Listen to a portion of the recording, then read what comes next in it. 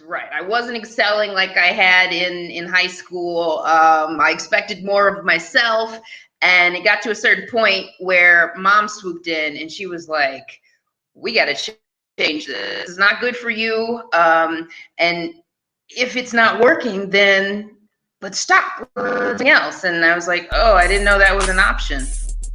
I think the minute I stepped on a practice field for rugby, the calling happened. An 8-year plan to be on the team, and I was in it within 2 years. Don't wait until you are a pro to be a pro, right? Like, I like doing something, stopping and learning from it. Like, it just looked like it was a heavy hit. To give up, it's not up. You know, that's the first time I played like professionally. I'm making rugby money. How can I make money outside of it? And there's two Scottish guys, and they said, "Oh, you're here for the movie." Rugby is a sport where that's often coupled with actually having a good time. He looked at me and he says, "You guys are off." Grow rugby, grow rugby, grow rugby, grow rugby, grow rugby, grow rugby, grow rugby. What's up, everybody? Welcome to another great episode of Grow Rugby. My name is GiftTime Ebelu, and this is a show where we speak with people about the opportunities that they have found, created, or taken advantage of via rugby. Man, we had a great weekend. I know if you guys don't know, we had the HBCU Rugby Classic go off this past weekend. And man, look, it was part of the reason we couldn't do the podcast last week because my body was shutting down. There was so much to do. And look, to anybody who wants to organize a tournament in the future, do not try and do it by yourself, especially if you want the tournament to mean something, because it is not worth the stress. Add a tip, don't do it within a month and a half, all right? It doesn't work out. It worked out, but it's not good for your body. Like, you're going to really start to shut off on something. So I'm happy that we got this off. It kicked off. It went smoothly. We wanted to go 2 days, but weather and the health of players prevented it from ended up happening on it. But you know what? It was a great one-day event on Saturday and May 1st, and it was, what a way to kick off a month. What a way to be able to just, man, bring all these people together. Yo, it was so fun. We're going to have the videos up. There's a stream already available on Facebook, but we got some YouTube. We're going to put more up on the YouTube channel here, on GiftTime Rugby Network YouTube channel. So you'll be able to see the full games and everything like that. But, yo, this was legit. This was so legit. I mean, the vibes were great. Just the game action was intense and exciting. You know, people who had never seen it, of course, came out and loved it. A lot of people got lost trying to find a field because Highland Road Park, the rugby field on Highland Road Park, definitely are kind of weird. Like, people, you get to the park, but you don't think to keep going around because it's neighborhoods that you see. So some people just were getting lost, but man, it was good. Good times, good food, good people, good vibes. Oh, my goodness. Everybody, it was all love, connecting with players, everybody just getting a fill-in. That's basically what you always want from rugby, from any rugby event, you know. We didn't get to have, like, performers like we normally do, but I can't even lie. This was fantastic. This was spectacular. I couldn't ask for better, and I can't wait till next year to be able to do this again because, man, it's some work. And each year it adds a different level of work, but, man, it gets more and more fulfilling every single time. So, man, look, I'm not even going to go through I'm going to go through this every single one. So if you guys want to skip it, I mean, you're kind of horrible on the inside, but you guys can and get to the interview. But I got to give out the proper thanks. I had to make sure to write it down. So First and foremost, I want to thank the teams that made it out. I want to thank Raheem Vital and Karima and the entire Prairie View A&M rugby team. That's men and women. Women came for the first time, I would say major appearance of the Prairie View A&M women to come play, and they came out hard. Yo, those women can tackle, yo! And they were playing against a tough Roots teams, 2 of them, and as well as Louisiana Lanyap. So big thanks to them. They were the only collegiate team that was actually out there. So they held their own in that regard. I want to thank Tiana and Kyle Granby, Tiffany Faye, Derek Lipskin, and the entire Roots men and women's team. They came strong. They came to play. There was uncertainty a little bit because we had a lot of cancellations, but they came, they played their hearts out. They connected with the other teams, and man, it was great. This would not have been able to be the same if they hadn't been a part of it, and I'm so happy because people don't know, we've been working on trying to get them here for almost since they were created. Actually, since they were created, and we were always just trying to figure out the right time. Last year was supposed to be the time when it was going to go down, but of course, COVID came in, so. To be able to get it this time finally was like with everything, and it was worth it. Yo, that's a different level of mindset. I can't wait to bring them again and to give them even a different competition because we're going to put time into this one too. I want to say thanks to Sarah Chicken Drake and the entire Louisiana Lanyap women's team out here because they were our filler-in team, and to be honest with you, they came to played so well. They completed the bracket, gave people the game. Like it was, I don't know if it would have been able to work the exact same if they hadn't been a part of it. And I'm so glad that they were willing to. It was nice to have a hometown team because they are based primarily out of Baton Rouge. So it was nice to have people that were from Baton Rouge being able to participate in it. And they played phenomenally. You couldn't ask for better. All the games and went through with it. I want to thank Shane Young and Devin O'Brien and the entire Memphis Inner City rugby squad. That's boys and girls. They came out defending champs. Yo, they came to play, put up the hard numbers. It was so great to be able to see them again. Shane and Devin have done such a great job with that program. I mean, they are literally the program to copy on this. Between Stuart Crone and ISEF and Shane Young and Memphis Inner City Rugby, when it comes to predominantly black and people of color youth rugby teams and the impetus of creating opportunity in that, not just simply bringing it, but creating opportunity for them through that, I would easily say Shane Young and Devin O'Brien with Memphis Inner City Rugby are literally the U.S. creme de la creme, and actually probably is a model that can be replicated around the world. So I hope you guys that was so much. And then, of course, our other newest entries, because we had 3 brand new teams that came in. It was Dallas Youth Rugby with Basilio Torres and Ben White, bringing the Dallas boys and girls, first-time comers. Like oh my goodness, they were fantastic.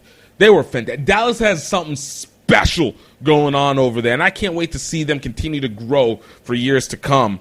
And it was a legitimate honor for them to be able to make it out to this one because, again, this tournament does not happen if they don't come through. But it was them that was brand new, Louisiana Lanyap, and all of Roots Rugby, and then Prairie View A&M women's team. So we really had some newcomers in and some new looks. And again, there's not a single bit of regret that comes out from that because they came to play. It was legit, man. So the people who won, though, we got to give it out to the award recipients. Because this was the first year that we actually had our trophies named. Before, it was always just the HBCU Rugby Classic Championship Trophy, and it still counts within that. But this is the first year that it had naming rights onto it, and our championship trophy was the Phaedra S. Knight HBCU Rugby Classic Championship Trophy. And, of course, if you guys know, Phaedra is the World Rugby Hall of Famer, is about to be a USA Rugby Hall of Famer. She's an HBCU alumni of Alabama A&M, and she is just phenomenal person and created PSK Collective, like just amazing. Great story that she has. And I'm actually gonna, not this week, but in the next coming weeks, post an old interview that we did that just gives everything about Phaedra. And she not only helped support this HBCU Rugby Classic, she not only helped with the development of Roots Rugby, but she continues to advance for women, LGBTQ, black women, black causes. Like, she is legit. And then we also had our Ransom Ram Eddings Player of the Match trophy. And if you don't know who Ransom Ram Eddings, we got the podcast just early on. I don't remember the episode number, but Ram actually created what's a team known as the Grey Wolves, which was the first ever predominantly black touring rugby squad. So basically what Roots is prior to Roots. This was started back in the early 90s and lasted until about the 2000s. And they actually have an alumni match coming up in September to bring it back. It's been a while, but this man, his purpose was not just to bring black rugby players together to be able to learn and network and enjoy and feel the impact of knowing that others exist, but also would work actively that in any tournament that he went to, that the Grey Wolves went to, they had to have an opportunity to go talk with a school that had youth rugby, and in areas where there was predominantly black areas where you needed to expose rugby into that area, and they would actively go and do there. Actually, one of the guys who were our sponsors, Marcus Wood, he was actually impacted by the Grey Wolves. It was part of his early adoption into rugby. So when you think that you're not making a difference because maybe it didn't click, it does. It might not happen in the timing that you think, but it always does. So our Phaedra S. Knight HBCU Rugby Classic Championship Trophy recipients, for the men and women's division, it was Roots Rugby. Again, like I said, they came to play. It wasn't a game. They did their thing. My God. And they played hard. They played so hard, they shut down for the rest of the day. They were like, done. We done. And then for our U19 boys and girls division, the surprise, but I'm surprised, but when you see them, you're not surprised, was Dallas Youth Rugby boys and girls, and they came hard. Played a hard match against Memphis Inner City Rugby. That was, man, when you talk about an opening, a revealer, and this is some of the first tape that they've actually had, so it was huge to be able to see them be able to get this. I was really happy. Either teams, it sounds corny, but I'm for all of them. So I love it either way. So it worked out. But it was great to see. This was dynamic play by the boys and girls. Dynamic play. People, get your girls teams up, man. Get your girls high school teams up, because you need the counterpoint with the boys. Whenever you got a dope boys team and a dope girls team, it is probably one of the most spectacular things to watch. One of the most amazing things. It's marvelous. I can't even say. So they won. Those two teams won the championships. And then for our Ransom Ram Eddings Player of the Match trophy recipients, for the men's, we had Phil Selter of Roots Men's Red coming in. Dude was just everywhere on the tape. When you guys see it, you'll see him. He was just always in the frame. Always in frame. For the women's side, we had Angelina Lomu of Roots Women's Green, who just killed it altogether. Again, always in the frame. That was the incident. It's not just how many times do you score. Scoring is important, but are you there in the tackles? Are you there for the pass? Are you a disruptant? Did your team win? So these things kind of played into the concept of it, and it was hard. I'm not going to lie. There was no easy task. These teams all played so well evenly, which is how you want rugby. To be honest, it should be incredibly difficult to find a specific player that was so game-changing, because a lot of times you just want to end up going with who's the captain, and it doesn't always make sense. But it's hard, because if you flow, you're flowing as a team, so everybody's contributing equitably. For then the boys, high school. We had Javon Bailey of Dallas Youth Rugby. Oh my God, that kid was so fast. Yo, he was playing scrum half. This kid would just take the ball and gone. Just gone. Like, he was so quick, so fast. Man, look, Life University, Lindenwood, y'all need to take him. At Central Washington, you guys need to take Iona. Somebody's got to get that kid, because that is a weapon on the field right there. And so nice, so respectful, so kind. Like, if you looked at him at first glance, you'd be like, he's not going to do anything. No, that kid tackled, that kid ran, he controlled the ball, he knew how to dictate the defense. Like, that kid was legit. That kid was legit. Javon was legit. And then the last one was Samft Falemi of Dallas Youth Rugby, another girl who was just dominant on the field. And this was hard because Dallas had a dominant girls rugby team. So, she was everywhere on it. She was powerful. She was guiding the way. It was awesome. Like I said, you'll see it on the tape. And then, of course, I want to thank the sponsors. I said I'm going through all of this. If it's too long for you, just go find the interview. But I think you guys really want to hear this. We want to thank our sponsors over there. Teresa Bowie of Baton Rouge Youth Rugby. She's the president for Baton Rouge Youth Rugby. She was a lifesaver in so many ways when developing this. Unfortunately, Baton Rouge Youth Rugby wasn't able to put the team in like we had hoped, but that didn't stop her from being able to work with getting gift bags for the teams, getting merch for the teams, and finding people to do it. She found a couple volunteers. She found got one of the sponsors from Pennington to be able to come in. She connected with even where our original school, Scotlandville High School and everything, worked with Cativ and Pat LaDuff, a community program up in North Baton Rouge, and they actually, the granddaughters of her were able to come down, presented an amazing popcorn. Like, Teresa was integral to this process, and so big thanks to her. And all that she's done, and look out. I don't know if Baton Rugby World, continue keeping your eye on Teresa Bowie. This is energy incarnate, and you wouldn't even imagine it. That's the beauty of rugby. If you look at first sight, it's never is what it is, man. So, of course, big thanks to Phaedra Knight. She provided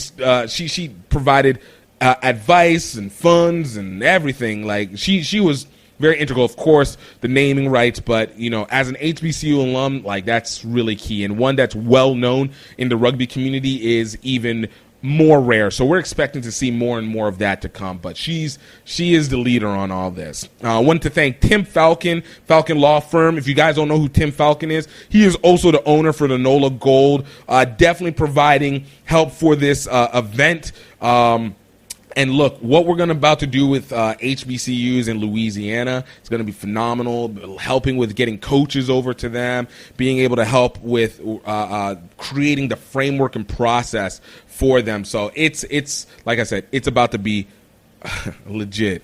I mentioned him before, but Marcus Woods and the Washington Youth Rugby squad, the Robertson Youth Rugby organization helped with raising some funds for us that we needed to be able to complete it, because we wanted to make sure that the teams had a great time. And sometimes it's not just about what the teams can provide to you. It really is. The tournament is about being able to showcase the players, and the players need to have the best situation of being able to do that. So I wanted to give it to that. Want to give it out to another of our sponsors, USA Rugby, and really led by Amanda Young Cox. She provided a full black referee unit. I think this might be the first time in USA Rugby history that they've had a completely people of colored, and not even just people of color, specifically black people rugby staff, and they were incredible. They were so fun, so enjoyable. They reffed the games perfectly. Like, we had no issues, none. Even the one that kind of started coming up was already taken, because this tournament was all love, man. Like, I can't tell you enough, man. And then, of course, we had our athletic trainer, Gina Falgott, out of New Orleans. She just was running. I mean, we had a lot of, like, players go down here and there, but she got them back up. She got them moving. She was incredible going through the field. Like, it was you couldn't ask for a better athletic trainer. She was ready. She knows it. She's worked with the Gold. She's worked with other collegiate rugby programs. She's never been in rugby until she started working in it. And so to be able to have her and do it, like, she was, you can't ask for better. You can't ask for better. Like, they are everything in the process, because if you don't have your health, man, it's tough. And then she covered all of us so well. Then we also had Steve Guillory of Steve Guillory Photos. He took great professional photos. Get ready to see them, because he's been to every single HBCU Rugby Classic since we did it in 2018. And his photos not only are phenomenal, his energy there is phenomenal. I'm so thankful to be able to have such great rugby community around to be able to participate in these things. We had Anthony Moose Daniels be able to help us with the post game, the cookout music. It got a little rainy, so people just kind of had to eat and go. But man, when I'm telling you the vibes during people getting food, and then even more so the vibes while we were cleaning up, they were everything. So big shout out. Check out, and of course, he's not just a DJ, he's an artist. You guys can actually check him out on Spotify. Look for Moose Harris, and he's gotten a phenomenal album. Like, he's such a legit rapper. I can't even say anything to that. Like, it's just, there's nothing to add except for he's just phenomenal. He's just phenomenal. And, of course, big special thanks, Baton Rouge Men's Rugby, allowing us to be able to use the pads and flags on the field. Big thanks to Breck for allowing us to use the field in a short notice. We only had about a week and a half to be able to schedule that field, and it usually takes a month. So big thanks to them on being able to allow us. That's also part of Baton Rouge Youth Rugby, being able to help front us in terms of allowing us to use the field. And that was big. And, also want to thank our volunteers. I know this is long. You know, I'm not apologizing for it. You know, this is long. So our volunteers, Chisa Ebelu and his girlfriend Albie, helped on so much. And Chisa is my brother. You can see his podcast. His company Pedal also helps with sponsoring this, so it can work in both aspects. But again, you can't do events like this by yourself, and I have to catch my own ego again to never allow this to happen where you do it or try to organize the bulk of it. You can break it down, and now that we have this event in place, it's so good. So technically, I didn't really do it myself, as I'm explaining. There were so many people, and a lot of these people came at the last second. Like, they came at the last second. When I tell you, I only was able to work on this for about a month and a half, because we started it in February. Because we didn't know I didn't know what COVID was going to do. It was very difficult to see what was going to happen. But worked on it for a month and a half. Basically, I worked on it for part of February. Then I had to go to Brazil for a month, and I couldn't really work on it the way that I wanted to. And then it was basically all of April to do it. And we're just moving, and people just popping up and providing help and giving love. Like, it was awesome. It was awesome.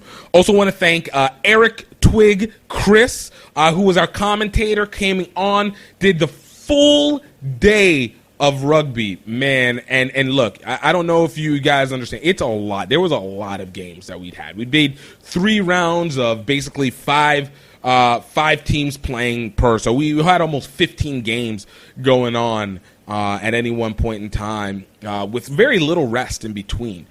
So to be able to keep pushing, and he kept going, oh man, it was, I couldn't ask for more. Big thanks to my guy Jordan Francis. He helped us with the scoreboard and getting the games up and getting it up to streaming. And it was tough being able to get that thing up. You know, there's always a little bit of difficulties, especially whenever you're doing things with hot spots. So Big thanks to him getting it up and being able to control the scoreboard and keep the people who weren't there at the field up to date. So it helped so significantly. And I don't have specific names because it kind of popped up and I didn't get a chance to write it down. But I have to thank the students of Scotlandville High School. We got about 5 volunteers that came for the early part of the day. They actually helped with the social media early on for both the HBCU Rugby Classic Instagram page as well as the GiftTime Rugby Instagram page. And again, like I always say, man, you get them young. You let people who are in high school and middle school, whatever, let the I don't want to say young folk or youth, but yet let the next generation show you that they are capable, and they came capable. I mean, they helped us with messaging, a lot of knick-knack stuff here and there, particularly helped with, like I said, the social media, and was able to give at least an aspect while we were working on trying to get the live set up. So it really satisfied a lot of people's curiosity about what was going on. Great photos out of it. You cannot be mad about that. So big thanks. Anita Gilmore was Vice Principal Jackson being able to help and bring the volunteers in. So big thanks to them on that because everything helped on it. And then, of course, we want to thank the referees. Definitely want to thank the referees. Elvia Saulnier, Justin Hale, Jamal Jones, Cheeky Outlaw, and Rebecca Portlock. These were our 5 refs for this entire match. And like I said earlier, they were phenomenal. They were amazing. They did a great job, controlled the event so well, and what can you say? When you have great refs, the games go great, players play well, everybody's smooth, people are happy. Like we're going, and as an event director and organizer on it, it's one less thing that you have to think about because there's so much that's going on at the same time. So I thank them so much for making it up, for being able to basically do this thing and just represent for the referees union altogether. And like I said earlier, big thanks to Amanda Young-Cox, Jamie McGregor, and all of USA Rugby for being able to provide the referees for this and the insurance to be able to do this. And then last but absolutely not least, want to thank our vendors, Bailey of Posh Popcorn, a team that Teresa brought, but I already knew, but it is these 2 young, really amazing black girls who created this incredible popcorn. And they have been just building up their entrepreneurship. You definitely go check them out on Instagram. You can find their website, poshpop.store online or poshpop on Instagram. And they just a phenomenal family. Patty LaDuff and Ebony McAllister.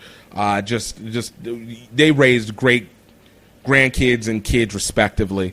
And I just amazing. You love to see young business development, and I'm happy that the HBCU Rugby Classic was a platform for them to be able to take advantage of that situation. And then, of course, my guy, James Lagon of Hayward Dental Products. He's the guy that actually made this. Who made this? The plaque that's always stays behind, and another one. Made phenomenal products to be able to see. He even was the one who created our HBCU Rugby Classic labeled toothbrushes as well that you guys can find under Rugby Outlet Mall store. Find at rugbyoutletmall.com. He was such an amazing support, provided a ball, provided just great look at being a black rugby player back in the early 90s, playing at LSU. He only played for a short period of time, for a year or so, but he even claimed from that mindset he'd helped him get through dental school and even pushed him through into other products. So again, whenever you have the past, you have the future, you have the beginning and the end, the middle. Like, it was a complete rugby event. And this was as great as any that could be. And next year, when I tell you it's going to be even more amazing, it's going to be bigger, it's going to be more complete because we're not doing it in a month and a half, 3 months, however you want to call it. It is going to be a full event, and the people that we have coming are going to be coming back, and there's going to be even more. And it's just this is what you love to see. This is everything. This is everything. So I want to thank them. Big thanks to all of them, and y'all, I love it. So I'm not going to hold you guys back. We have our guest is Carille Guthrie. She is a HBCU alumni. She is a traveler. She has been part of everything. She's an engineer. She's a logistics. She is, and she actually created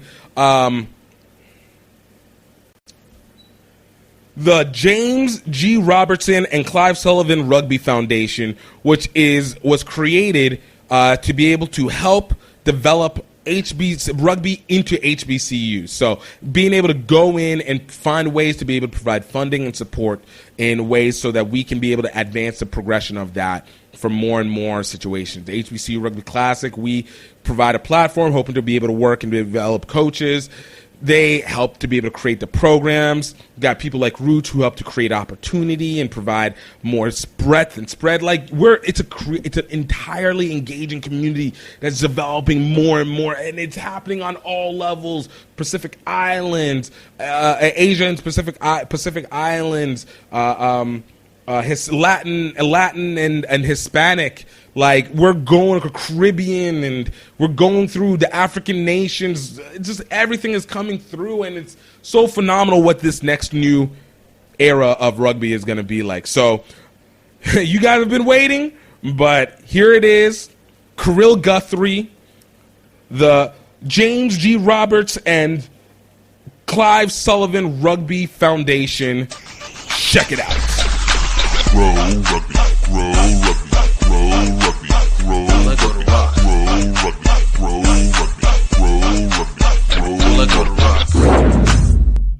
What's up, everybody? Welcome to another great episode of Grow Rugby. My name is GiftTime Ebelu, and we got another very super important I guess there we go. That goes. And a perfect P. I gotta say, that also sounded wrong, but it was supposed to be better than what it comes off as. a traveler, an engineer, a humanitarian. Yo, she is just like, when you talk about the core of what it means to be a rugby person, Carille Guthrie. Carille, thank you so much for coming through. Thank you for having me. Quite the intro. Oh, we go big. Even if I don't see it all the way through, it's like, look, we're gonna get there. All it is the ends the find me.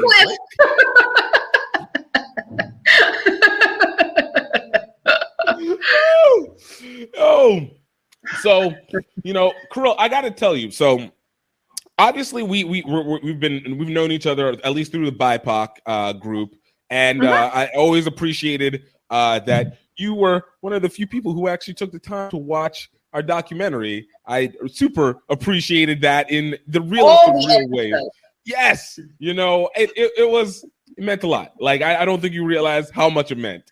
But even more so, what was interesting was we have a mutual friend in Grant Cole who shouted your praises. He was like, Gift, if you haven't talked to Carille yet, like, I'm gonna need you to go step aside from doing this whole show, because she's the person that you talk to. Like, she out here doing medical humanitarian work. She's out here doing the rugby. Look, I saw you were doing medical humanitarian work. All right, we gonna call it.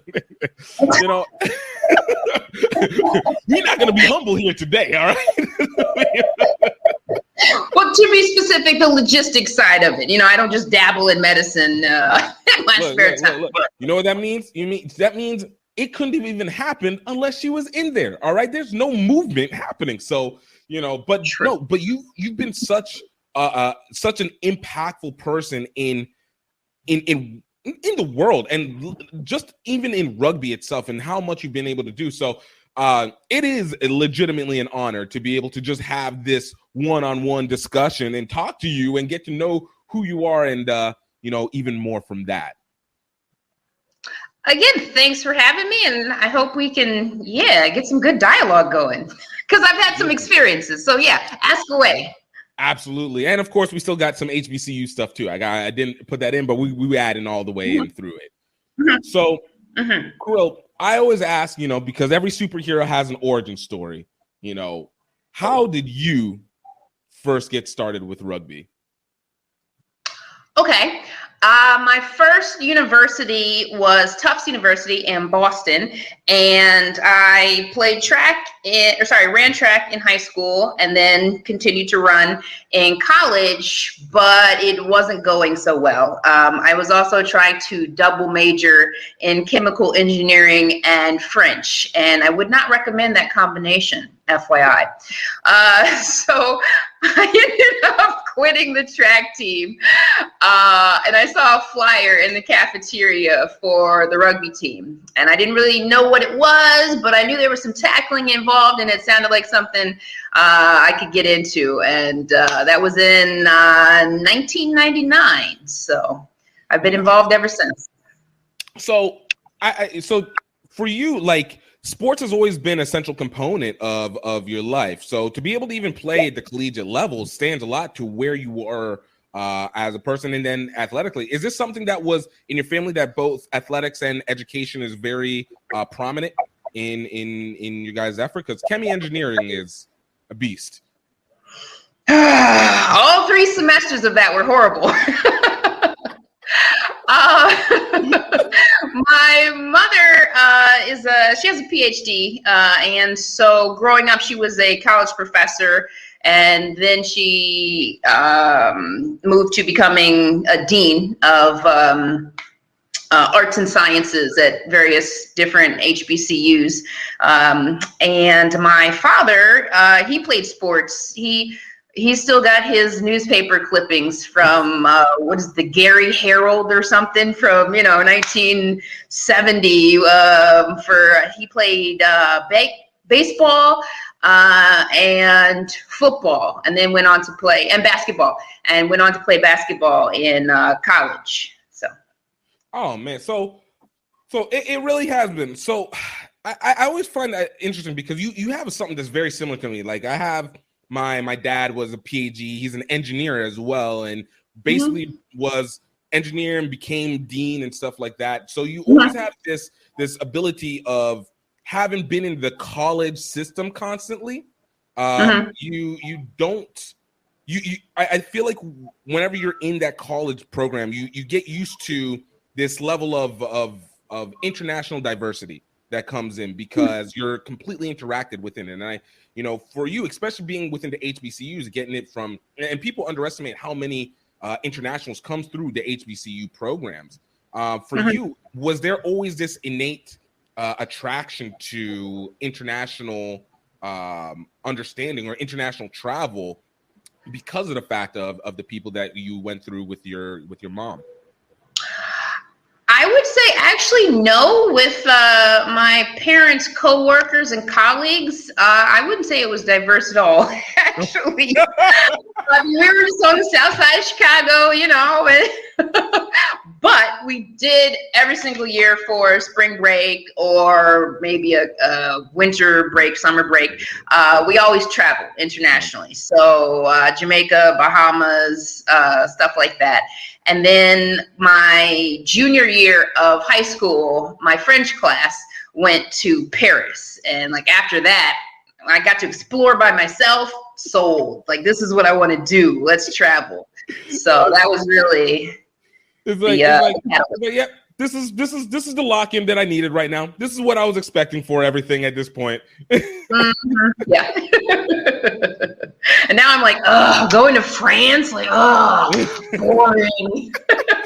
this so basic. What's going on with you guys? All right, like, I've been 20 times. Gosh. Oh man, I love it. So okay, so you were at Tufts. You're doing track, you're doing engineering, and you step down. Wait, point of note: architecture. Architecture. Oh yes, not engineering, architecture. Okay. Yes. Okay. Still crazy. Still crazy in the combo. Like it reduced nothing. You could have been like, oh man, I went for med school and then I did nursing. I'd be like, no, you're still out of your mind. Like that's the work requirements here. but no, like so you're doing architecture and you find your way onto the rugby team at Tufts. Mm-hmm. So yes. Well, so it was a club team, and so at that point I was kind of done. I was pushing myself to a level that I had not before, and it wasn't working well. So in terms of just like the balance between school and athletics, or just like okay. Yeah, for sure. Because so when you major in French, you have a French lab, language lab, and then when you're in chemical engineering, sorry, it was engineering, it turned into architecture before, my bad. But in chemical engineering, you have chemistry lab, and so each of those chemistry lab is until you get the experiment right. So it could be an hour, it could be 3. So between that and just the rest of my classes, it was pretty bad, and I got a little depressed. And that's on the system happening at the same time, and when you put that much pressure, like the body's gonna react. Right. I wasn't excelling like I had in high school. I expected more of myself, and it got to a certain point where Mom swooped in, and she was like, "We got to change this. It's not good for you. And if it's not working, then let's stop something else." And I was like, "Oh, I didn't know that was an option." So that was one of my first life lessons as an adult, that you can try and do your hardest, but if you don't succeed, then that's a lesson as well. And you don't continue to fail to total failure. So the failure is part of the lesson. Okay, now we pivot. So what do we do next? And so that's when I switched from chemical engineering to architecture, changed schools, went to Howard, and moved on. No. So, and so with that connection, so there's a couple things that we have here, obviously you're having life change moment in terms of what you wanted to do, because I know anybody who chooses chemi engineering, there's the monetary advantage because they have the highest starting pay for almost any engineer, but I think there's also like a genuine like love for biology and science that goes along with it. So for you to go into that, I have to assume that there was already in this a pretty preeminent appreciation for analysis in depth, correct? Yeah, chemistry was my favorite class in high school, and I don't know, I guess I just threw French in there because I've been taking French since 5th grade or whatever. Why not top it on? It was a default language, like we needed a default class, and it was like, all right, I got this one. And then, so because I had AP chemistry, AP French, and AP calculus. So the calculus and chemistry developed into the chemi. Yeah. So it made sense to a 17-year-old at the time. Of course. Hey, look, I was an industrial engineer who switched over to international studies halfway through college because I realized, I don't study well. And so I do not have the patience for it. It just didn't work out. So I need something that I feel like my social aspect can kick in a lot more than just pure analysis, because we gonna fight. And there's nothing wrong with changing majors, kids. Absolutely do it. Not. Don't like it. Just do it. Change. Absolutely. Take the experience. Yeah. We already dropping gems. I'm here for this.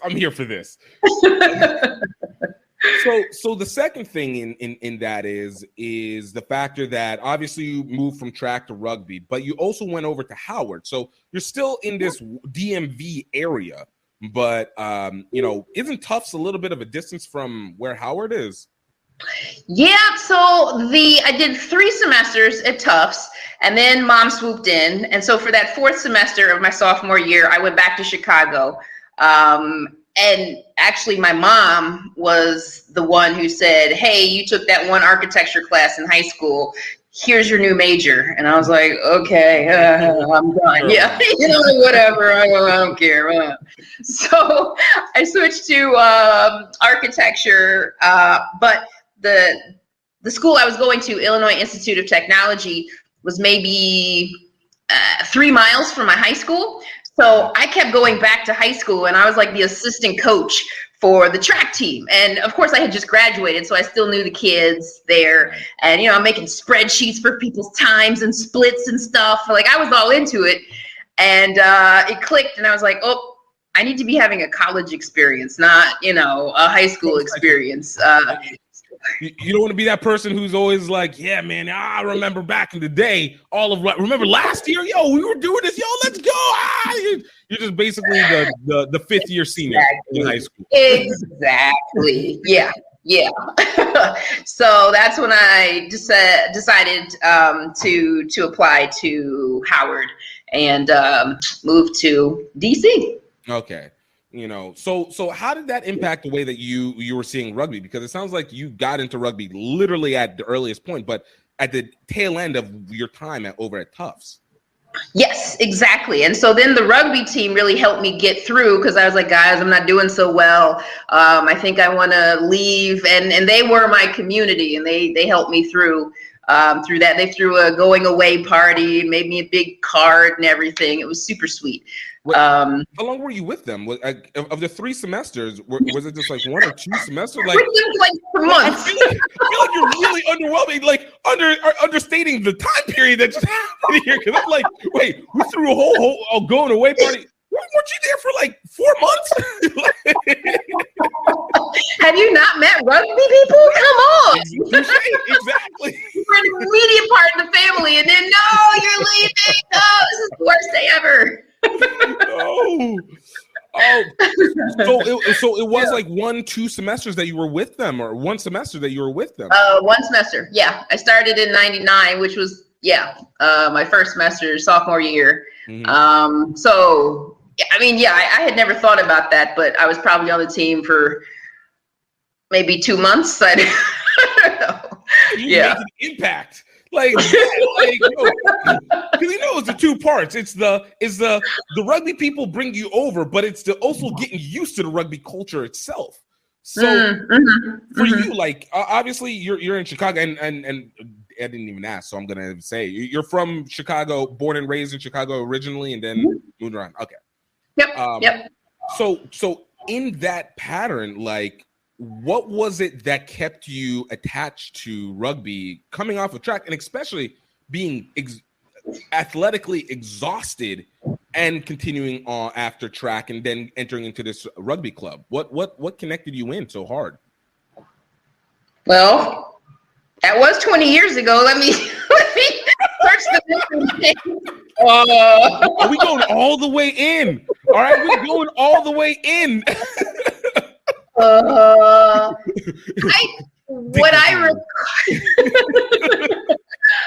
I just recall being distressed and feeling like the friends that I had from freshman year were kind of just like, meh, that's your problem. Whereas the people on the rugby team were like, how can we help? I just felt that they cared a lot more about me, and even some of the Black students at Tufts, I got the sense that they also wanted to leave, like they weren't having the best experience as well, but it was Tufts, so they're gonna stick it out, and perhaps because of the double major, I mean, I was doing way worse than they were. Maybe if I had only picked 1 major, I would have stayed. But here we are today, so it all worked out. I mean, history speaks for itself from that. So I don't feel like you made an incorrect decision on. Sorry, I just got to turn on my air conditioning. It's only 100 degrees here. All right, look, we keep it natural on here. All right, we're just like, look, we let it all play out. People need to know the realness that's going on here. All right, it gets hot in this piece. All right, there's so much fire being happening here now.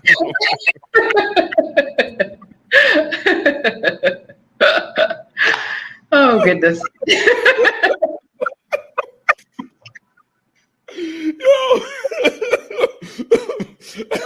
Oh, reel it in. All right.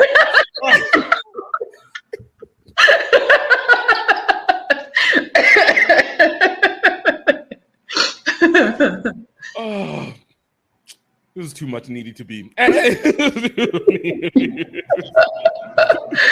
Oh my goodness.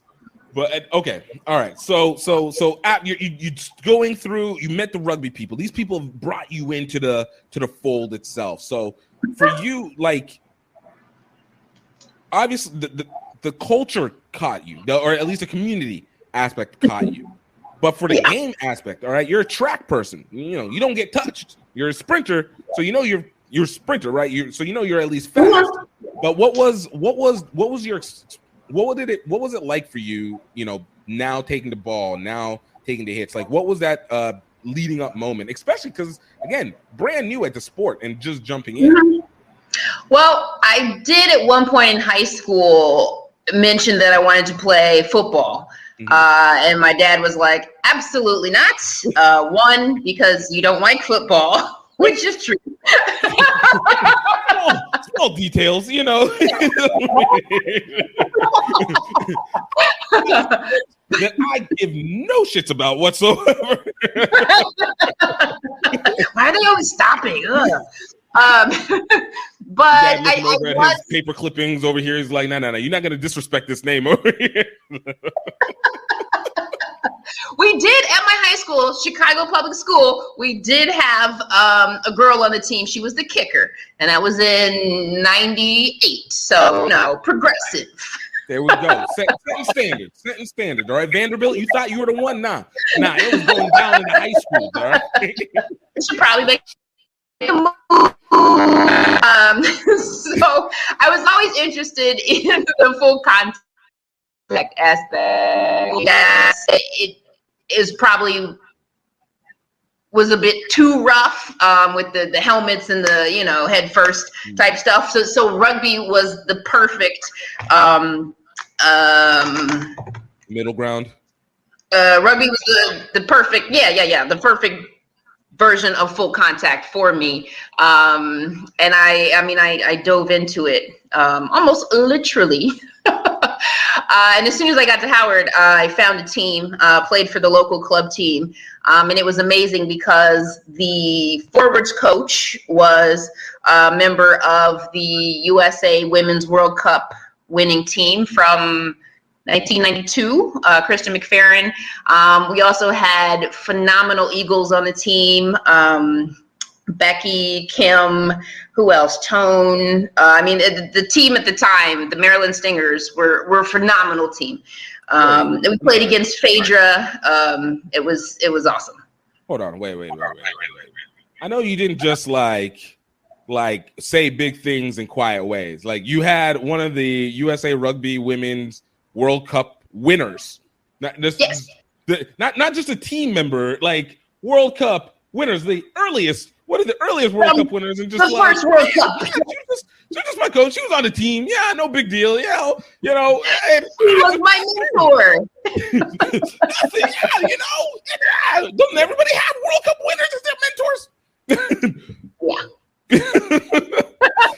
No, but that's super dope. Like, whenever you have somebody like that, what was it for you, like, being able to have that? Obviously, the experience is different in the moment because rugby, in that sense, has still not been developed into that way as it is maybe a little bit more now, because we're still understanding rugby's existence, or even knowing if it did exist. So for you, knowing that she had been in a World Cup and been a World Cup winner, how was her teaching of experiences and learning? How did that impact for you? Like, how you were able to see the game and develop in it? Well, to be honest, I mean, the internet had just been invented, right? So Thank you, Albert. You didn't win the election, but you gave us the internet. So I didn't know her background at the time, but I knew that she was a phenomenal coach. And she saw something in me and always pushed me to be better, to go harder, train harder. And yeah, she was instrumental in shaping who I was as a player. Not to mention the Eagles that were on the team at the time as well. We had our 10, Kim.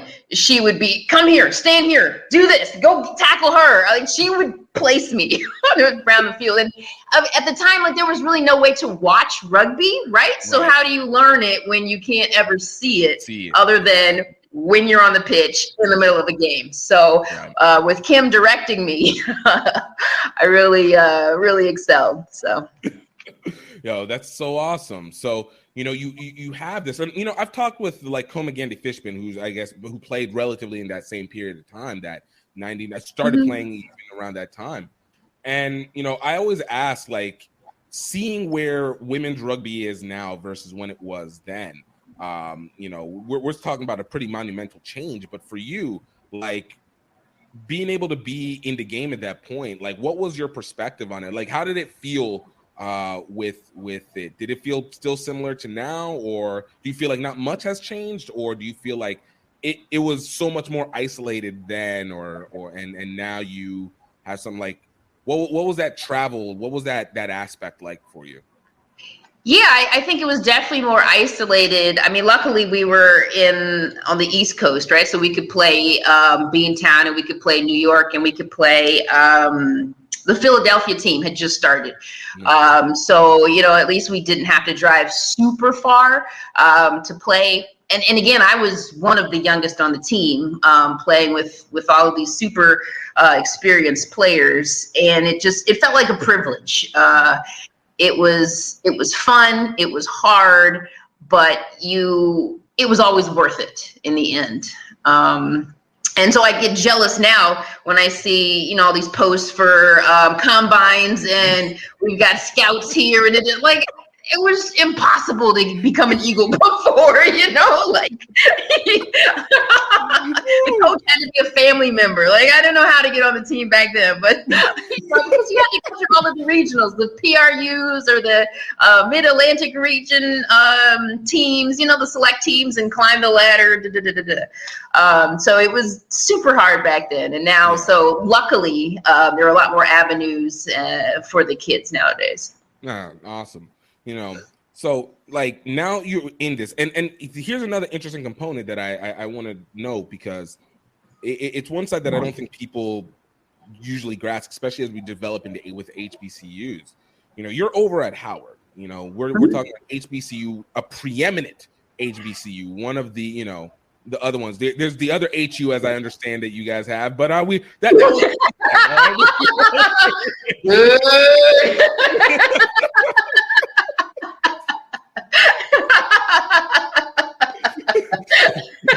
DJ Envy from the Breakfast Club is out there just somehow taking a glimpse, like, what?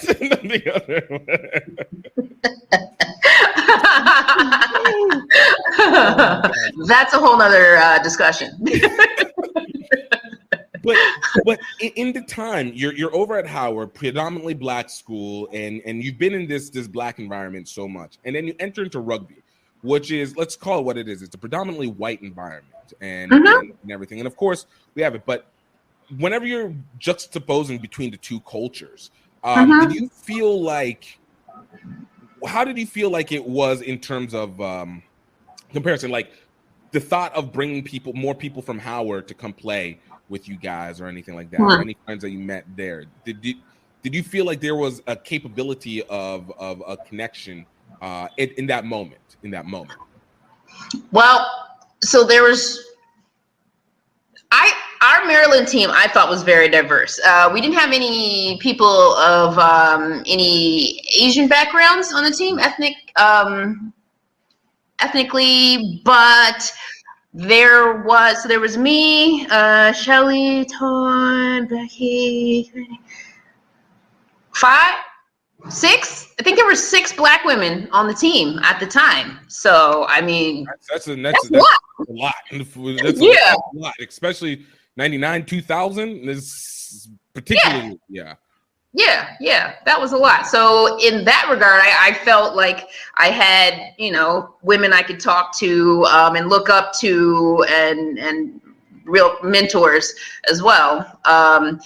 And then because I was in architecture, I really only knew the other people in architecture, and like you don't play sports, you don't pledge, you don't do anything when you're in architecture. You better get to drawing, and drawing, modeling, and the model's the worst. I like to say I graduated with a degree in cutting and pasting. Let's go. My fiance is an architect, so like she shows me all the models of her designs that she does, and she went all the way in. I'm just like, man, I'll give you guys props. Like in the surface, it always feels like it's you guys just doing arts and craft, but then you're like, no, you guys are like accurately, like this is you got to cut to the exact relative measurements of everything. Yeah. And so you're like, oh no, this will just take like 2 hours. And like 3 days later, you're like, what's going on? Why is this not coming out? I promise it was supposed to be equal. What's happening? Yeah, it's rough.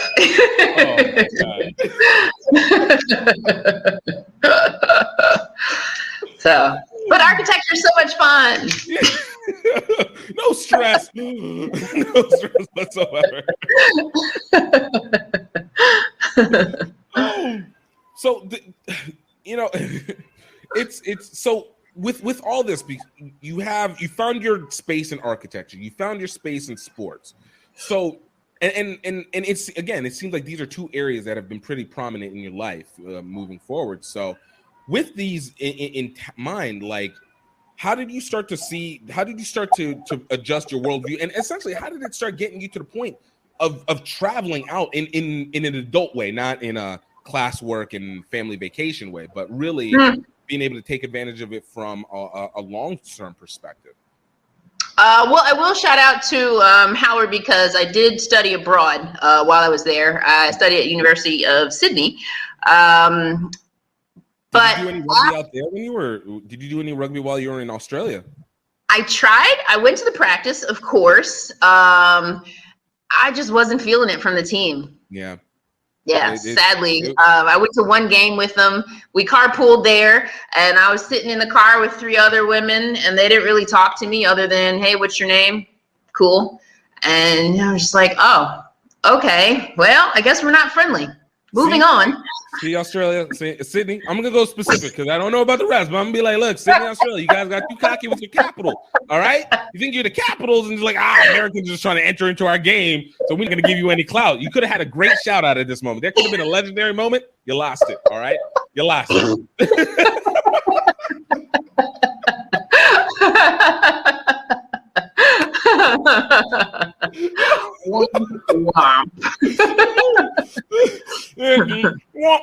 Okay.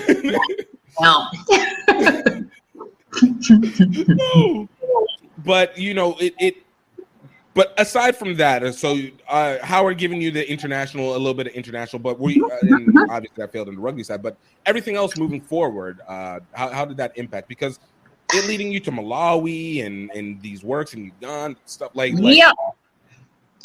So working in construction is pretty time consuming, right? It's basically, I have to work 6 a.m. and then I usually found myself leaving at 6 p.m. like every single day. And so I got to the point where I needed an activity to get me off of my desk at the end of the day. So I kind of fell off of rugby because, again, if I'm at work at 6 a.m., then this 7 p.m. practice is too much. But it got to a point where one day I was driving to work on my motorcycle, and I had a motorcycle accident. Again, low-key, big things in understated ways. Not only was I an architect and a rugby player, track star, engineer. Man, I just randomly was just doing biking, no biggie. Because I'm an adventurer. Well, I can get to work in the morning if I don't ride my motorcycle. Let's go. All right, Indiana Jones. All right. So I'm riding motorcycle to work in the morning, lamenting like, oh, another day with, my boss at the time. I was like, ah. And got in an accident, T-boned a car, totaled the bike, but I had $100,000 worth of insurance coverage. So I had a lawyer. I had to give him $33,000, and then I got $67,000, and I bought a one-way ticket to Singapore, quit my job, and went backpacking around the world. Nice. So one, we're also going to give credit to apparently amazing genes that your body did not turn to dust from that T-bone, because that 100,000 supposed to go to medical bills, and clearly you were not needing it. So we're not gonna swipe past that little pain, suffering gift. Exactly, man.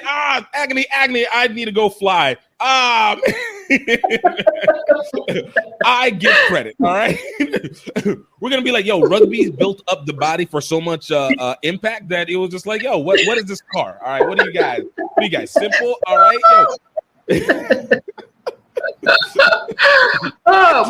I did break my wrist. I broke my wrist and my toe, and I got road rash on my knees. But I had a helmet and a jacket. That's good. So, we need to make sure the government wasn't going to have a reason to come and experiment on you. Your body still had to give it like a little bit. All right, they're going to be like, "Yo, Unbreakable just came out. Like, make this more." It was around that time.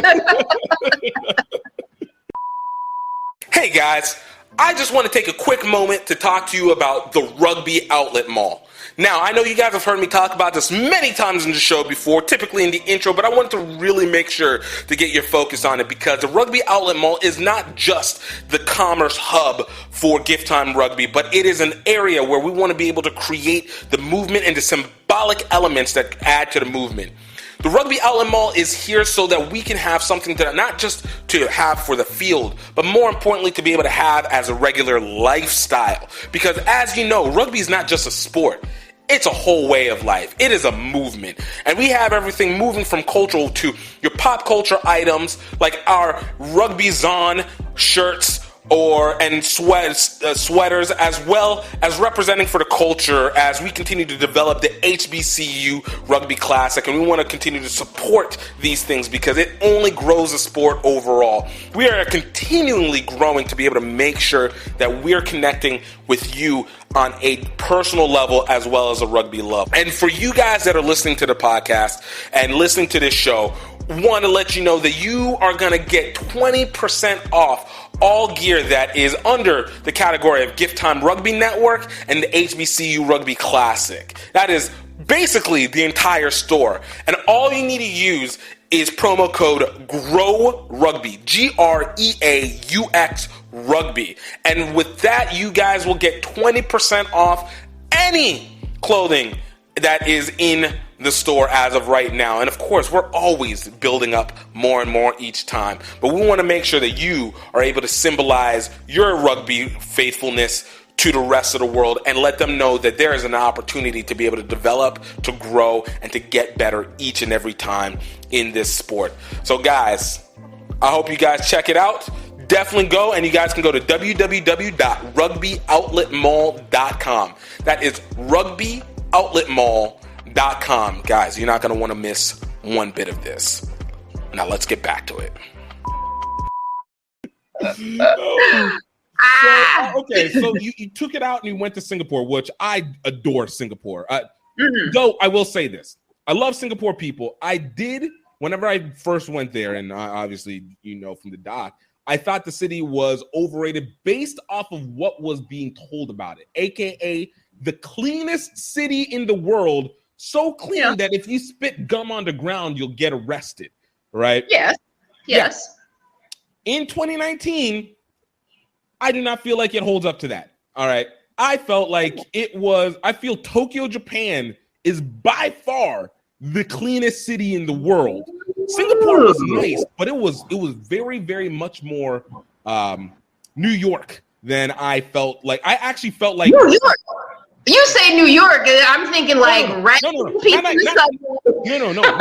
New York in like in shadiness and all that. I mean like New York in terms of like structure and setup. Like it's like London, it's like New York, but I'm not gonna go clean. I found places where I was like, I'm questioning you. Like you guys are like normal people dirty. Like I was looking for like out of this world clean. Like the streets literally have to sparkle at this point. We're going for that.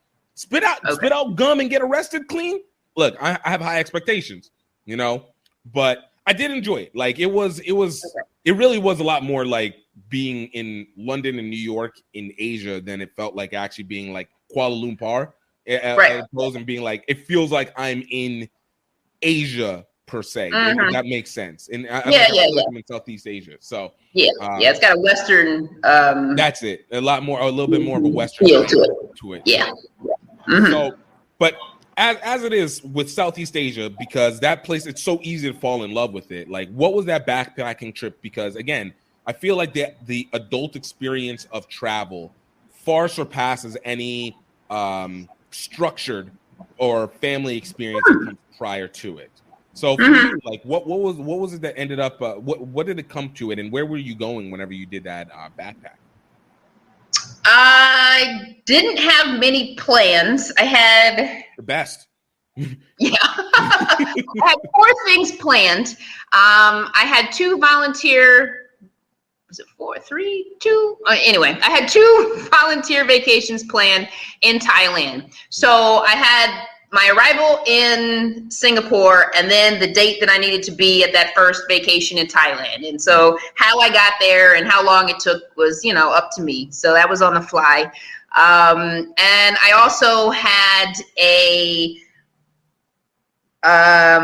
work visa, a holiday work visa for New Zealand, which this was the case, pandemic age, I don't know what the visa is now, but the work holiday visa is was for anyone under 30 from the U.S. without a criminal record. That's all you need to qualify for the visa. So I had that visa in hand and the 2 volunteer vacations. And so I knew, when I was leaving Thailand to go to New Zealand, and that was about it. So no real plans. My plan was to travel until I ran out of money, which I did. That's legit. I like that. It again, back to the adventure. Right? My rugby Indiana Jones right here. I wish I had a hat. You didn't take it all the way through. You didn't know. If I had been there, I'd have been your PR person and been like, "Yo, let's hook it up." Snakes! I hate snakes. Anyway, you go to Thailand.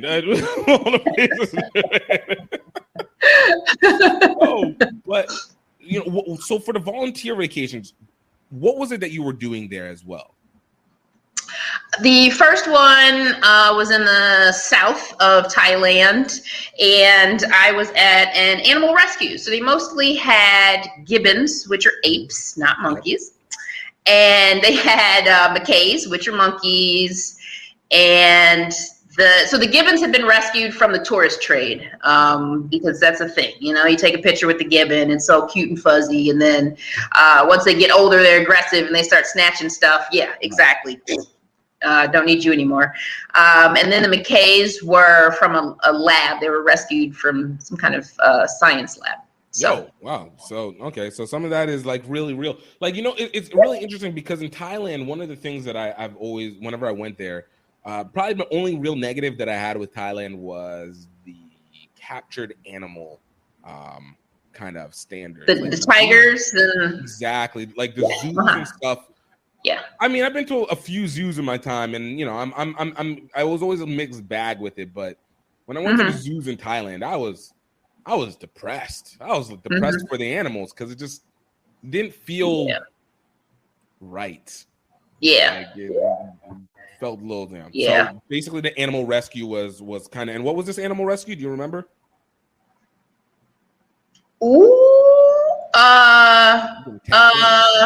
This is why we don't do prep beforehand, so you have these moments. On the fly. Boom. 21-year-old memories? Yo, let's get it right. Oh Oh man, I think the initials were WARF, WARF, Wild Animal Rescue Foundation. I think. Nice. Yeah, Well, pretty sure. I like that. Yeah, and I was there for 6 weeks. What was that? And sorry. No, continue. No, please continue. Oh, then I moved up north and did a volunteer at a children's home for what was supposed to be 6 weeks, and then I kind of left after 4. But the kids were lovely. But it was too much. Okay, so this is an interesting one because when it comes to the group homes, a lot of people don't, I mean, I guess whether they know or not or care, but, they're usually government run, right? So, I remember whenever we did it with the why am I forgetting my people's name right now? How does it feel now? The tables have turned. Wait. With my guys over, right? With my guys over at Naksu Academy, the rugby volunteer program, we dealing with the boys' home, knowing that, it's these kids that aren't like, typically we think the orphans are either just dead parents or just abandoned, but some of them it really is like parents just had to drop them. The parents are still not even always necessarily that far. They're just they just can't care for them. Yeah, exactly. So the way that these kids interact is I don't know. Like I guess with the Naksu boys, they were really nice for me, but you can feel the need for emotional attachment. Like they really gravitate towards it. Maybe even to an extent that you're just like, yo, like this is a lot, but it makes sense. Whenever you're there for those 4 weeks, all the judgment. No, that's a long time to live with like 30 kids. No, I was there for 2 days. I don't even know what. We did like, I can't even say a full 2 days. It might have been like 8 hours. Like I was like, oh my gosh, yo, I would love to do this, but there's a lot of love. I don't know if I have the energy for how much you guys are admitting out right now, but exactly. But in seeing that again, how did it continue to create your worldview? And I'm leading into something with this, obviously, but I think it's really important because all these things naturally develop in. So for you, being able to see that experience, like going into it, like coming out of it, I guess maybe better. Like how do you feel it impacted it a little bit from there? Well, so from there, I decided that I wanted to pivot my actual job into something that was more altruistic. I wanted to be a full-time volunteer and continuously help underserved communities. And so then that's when I transitioned to Doctors Without Borders. Okay. Now we're getting into the nitty-gritty. All right. So I got you. See? You see what we did? No. Have you done this before? It's like you've got a plan. Doing mind games. What? Oprah style. No. Oprah style. I didn't get the Kleenex, so they was. We just said send the virtual tissues. I got you. No. Okay. But with that, and then what were you doing in New Zealand with the work study? Was that going into the Doctors Without Borders, or that came afterwards? That came afterwards. In New Zealand, I was the general manager for the Christchurch men's basketball team. Okay. All right. Carille. All right. Carille. Weed. Carille. Right.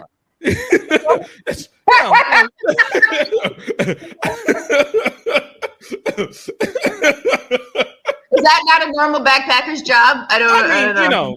I know the everyday person just randomly gets into high administrative positions at one of these centerpiece towns in a country's second or third largest sport at said point in time. But hey, I don't know why you think it would be a unique situation. I don't.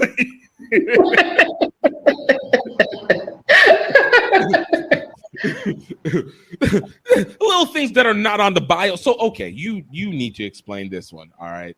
So you go into New Zealand. You go into from I'm volunteering, backpacking, just doing normal things too. I am running a team in New Zealand. In the capital area. I know Christchurch capital area. We know it. I mean now for the South Island. But and in men's basketball, which New Zealand, again, we're talking 2000. This is coming into the Olympics as they're starting to enter into that. What year? This was 2010. 2010? Okay. Yeah. Even more, as they are more integrated into basketball, and you're starting to see people starting to pick off into the NBA and stuff like that. Yeah. How did this work out here? What happened? Well, when I first got to Christchurch, I stayed at a hostel, and I was there for nearly 2 months trying to figure out, what job am I going to get. And the owners of the hostel were friends with the owners of the basketball team. So it was a husband and wife team, and so the wife was pretty much the president CEO, and the husband was the coach of the team. And they had met in the U.S. playing basketball in California, and then moved back to New Zealand. So the team was in its second year, and so they had done everything themselves in that first year. And so Amy was looking for some help in the office and just to get the logistics together. And she was like, "An American, you're hired." Yes. So what are your credentials? Well, I was born.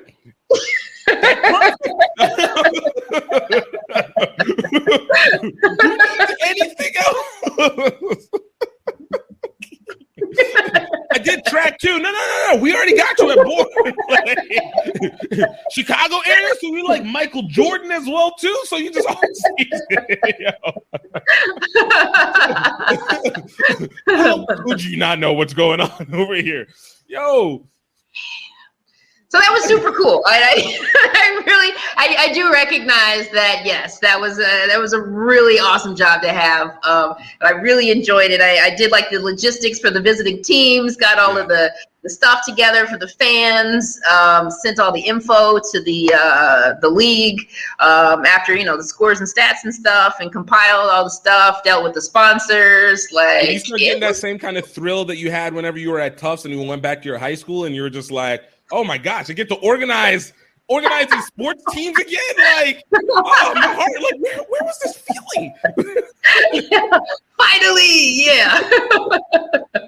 I had been in construction for 4 years, and that is all about the organization of the process, right? The electrician can't go until this guy does this first, and this guy does this first. So, logistics are my bread and butter. So. Nice. No, okay. So you're compiling all these pieces, all right? You're getting these different views and perspectives. So you've gone from understanding, I can switch and change my major. So you get this change pace, because I'm assuming you're pretty structured. Considering what I'm getting, you're a very structured person by all intents and purposes in terms of like things in organized. Maybe structure is the wrong word, but organized that you took, which I can juggle a lot of balls, I think. There we go.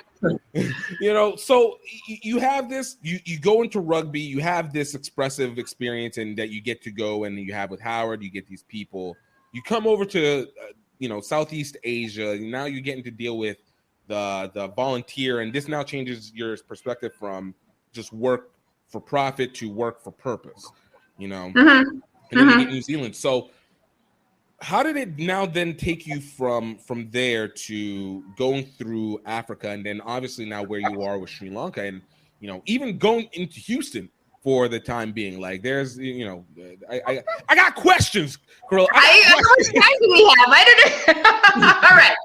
This is my show. We got all the time in the world. No. I dare somebody to say break.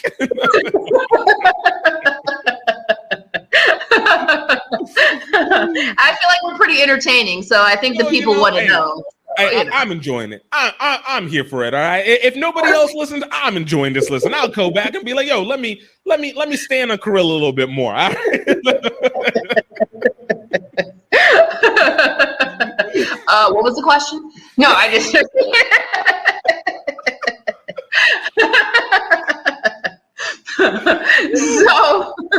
So I'm in New Zealand. My visa runs out, so I continue my backpacking. And so from Australasia, I did go to Africa, backpacked a bit through there. I was in South Africa in time for the FIFA World Cup, so that was cool. And then eventually ran out of money in Egypt, which I lament to this day because I was so close to Syria, and I'm like, I was gonna get there, and then I ran out of money, and then so that sucks. But anyway, so ran out of money, came back to the U.S., and so my mother was a professor at Texas Southern University. Nice. Funny story. I didn't tell my mom I was coming home. And so dad is in Chicago, mom is in Houston. I've been to Chicago. Let's go check out Houston. Of course. So I fly into Houston. I think I had a layover in another U.S. city, and but I don't know where my mom lives, right? She's just moved to Houston. I'm sorry. I know this is this was back in the day of 2011, 2012. I mean, so long ago. I heard there was this crazy technology. I don't know if you knew about it. We called it a cell phone. Yeah. I heard that you're able to communicate with one person to the next, possibly finding information. Like in my head, it was gonna be like an amazing movie type surprise. I was gonna knock on the door and she's gonna be like, "Oh, I'm excited to see you!" Right? But I just needed to get that little detail of the address in, right? So, I mean, I really wanted to surprise her, but I was like, okay, no, I need to call her because I don't know where I'm going. So in my layover, I call her and I'm like, Mom, guess what? I'll be in Houston in 3 hours. And she was like, what? I'm in Louisiana. The weekend, and she had gone to Louisiana for New Orleans for vacation. And I was like, oh, cool. No, it's fine. I'll be okay. Yeah, I'm only a little broke, no worries. Just I just gotta get there, and it's like nothing. Like, yeah, find stuff. What? I'll see you when you get back. No big deal. I'll sleep in an apartment. Cool. No. So she gave me her address. She called her apartment complex. They let me in her apartment, and then because it was just NOLA, she drove right back. The next day. I know this drive all too well. Exactly. So, but I digress in that story. But so the real meat and potatoes is that she had just started working at Texas Southern University. And of course, she's super proud of me. So she tells all of her colleagues about me. And one of her professors said, oh, well, can she come and give a talk to my class? It was an international something class. So I gave my little PowerPoint presentation on my travels. And then the professor took me out to lunch after that. And I told her that I wanted to continue to travel. And she said, well, if you do and you want to do your volunteer work as well, you should really look at Doctors Without Borders because they need more than just the medical professionals, and which I didn't know at the time. So I looked it up, and yeah, sure enough, there's a whole logistical side to Doctors Without Borders. So they hire mechanics, IT people, HR and finance, supply managers, and logisticians who do the logistics, with a wee bit of construction in there. So I applied to Doctors Without Borders, and yeah, a couple months later, I was hired, and they flew me to Kenya for 10 months for my first assignment.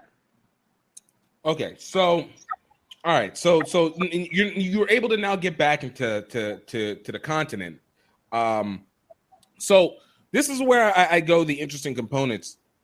You're traveling to all these places. How much of the rugby were you actually getting involved? Because I know it's a little bit difficult to be able to play and go, but I'm assuming there was places that you had a chance to stop. Sydney not being a typical kind of outlet, and I know clearly in Houston you played. So, like, were you able to get experience of playing while you were on your backpacking journey itself? In New Zealand, I joined the Christchurch team, and for preseason warm-ups, we're on the beach doing like jogging the dunes and stuff. And there's this one woman who's out ahead, and I can't remember, how old was I at the time? I was like 29 or something. I mean, I was pretty fit, and I was like, well, I'll just keep up with her. Right. And so I did okay. And then the next preseason training, we went to a stadium, and we started running stairs. And I tried to keep up with this same woman, and I was just like, wow, who is that?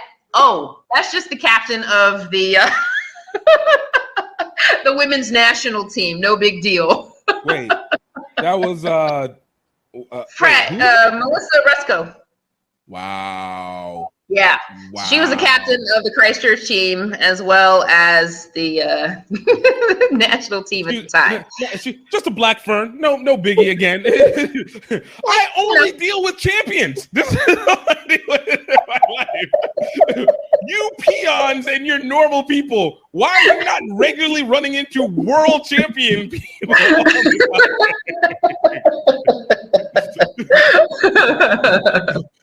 Next time on my travel, I just happened to be just like chilling with Portia Woodman one day while we were just.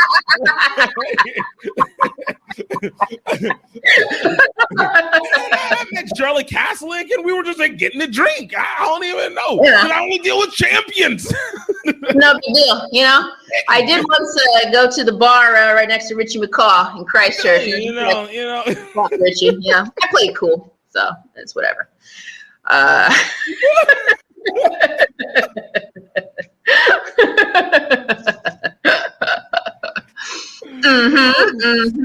All right. So and you're getting that. So, but in that, like, just seeing how it's played over in New Zealand, obviously had to have been different and taking a different look at how the game gets moved around. Obviously, right?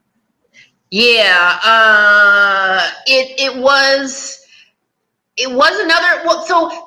By far the coolest part was just the support of the club, right? There was a clubhouse. We got a shirt with like a little emblem on there. There was a trainer, and I was like, oh, how much is that going to cost to go see, the physical therapist? And they were like, it's free, or part of your dues or whatever. And I was like, oh. What is this, universal health care? What? Exactly. Who ever heard of this thing? Exactly. That's insane. Bloody con.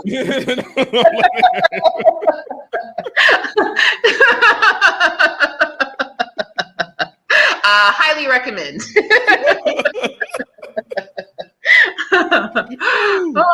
Yeah.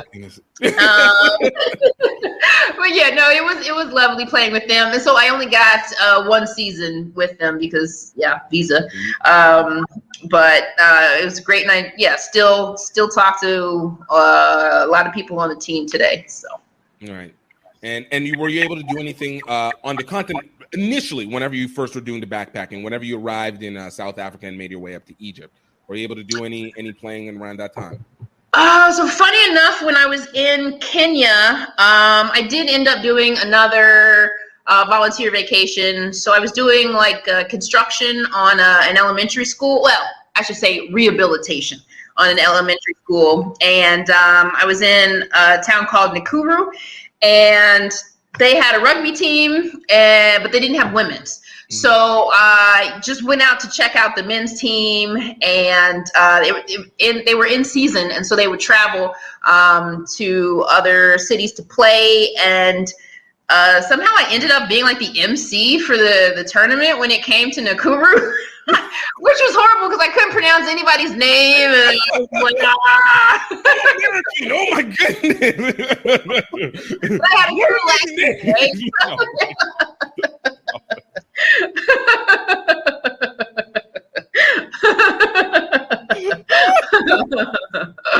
yeah. Oh yes, I embedded myself in the Nakuru rugby community, so that was pretty cool. And then when I went back to Kenya with Doctors Without Borders, I was still in touch with some of them, called them up. And so I was in a different town. There was no rugby in the smaller town that I was working in, but I did switch to Nairobi. And so then I got to go and see some games. Still didn't play, but at least I could watch games. There's still that little bit of a tap into the community there. Yeah. So from there, going into Kenya for Doctors Without Borders, you ended up in Uganda for the Ebola crisis, right? I was Liberia. Yeah. So I did, in total, I did 7 different assignments with Doctors Without Borders. Here we go with the memory. Kenya, Laos, Kyrgyzstan, Liberia, Ethiopia, South Sudan, and Sierra Leone. Nice. I did it. Let's go. Let's go. I was going to say the 20-year-old memory, but now we're cutting it into the 5 and 6 years. Which is still very hard to remember, okay? So. I mean, look, whenever you have so many random experiences with all these champions and all this awesomeness, like I get how it can all start to just like start running together.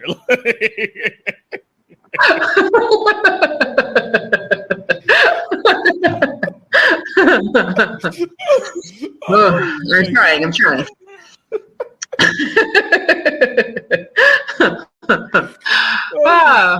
So yes, I was in Liberia working in an Ebola treatment center for 6 weeks.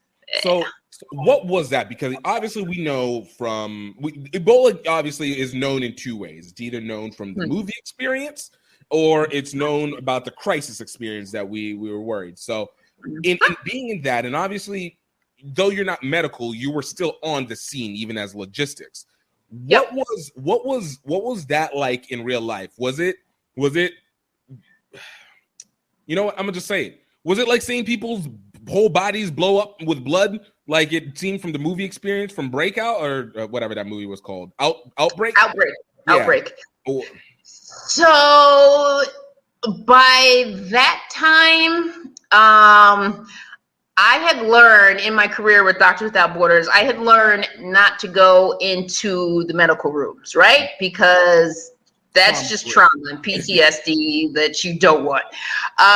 So the patients that I saw were okay, but yes, Ebola does cause you to bleed from all of your orifices in the end. You can even get hysteria at one point and like super strength. And so there is an issue, with people who are like, they get delirious and they're like, I gotta break out of here. And they try to like run out of like it's bad. Ebola is bad. And if you think you've washed your hands a lot during COVID, like Ebola is like chlorine baths, you know? It's just like, I don't even need skin anymore. Like we're just renewing skin at this point. That's how sanitized. Exactly. The colors in your clothes just start to run. It's whatever, you know. Stay young for life. All right, we're just renewing it.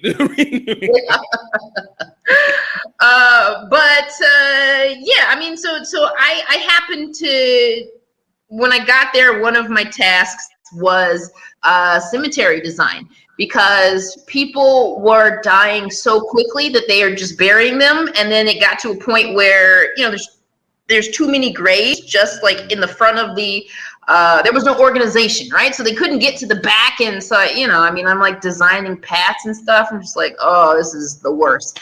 But I was there for kind of the down trend of the virus in that area. So that was a good thing. People were starting to recover, and also the health promotion was there. So people knew that, if your relative gets sick, you need to call for help. Like, don't try and take care of them, because that's how you get it.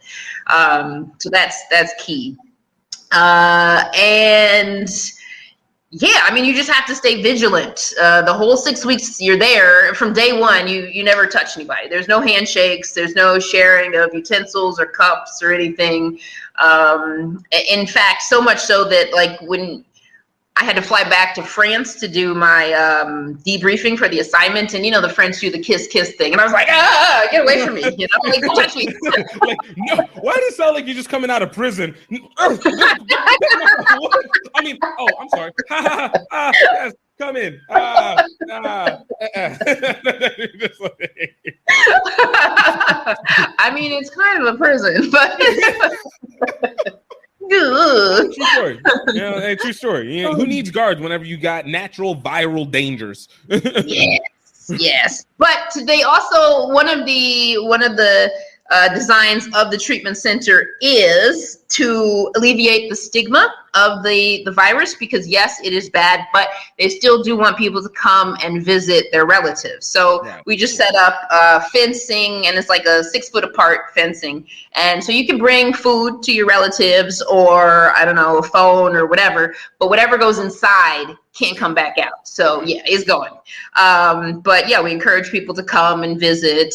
And so I mean, yeah, there were people infected who, I said hi to daily, but they were the people who were recovering or were feeling well that day.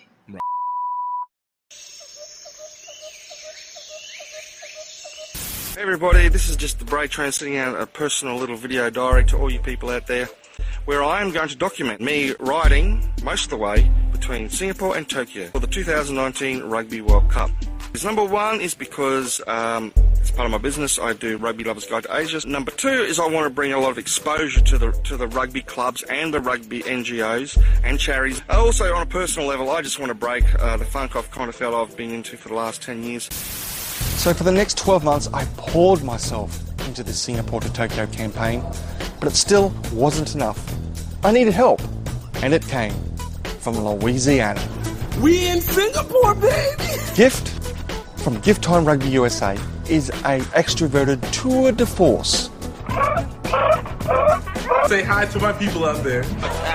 Which makes up for my social shortcomings. This place is unbelievable. No!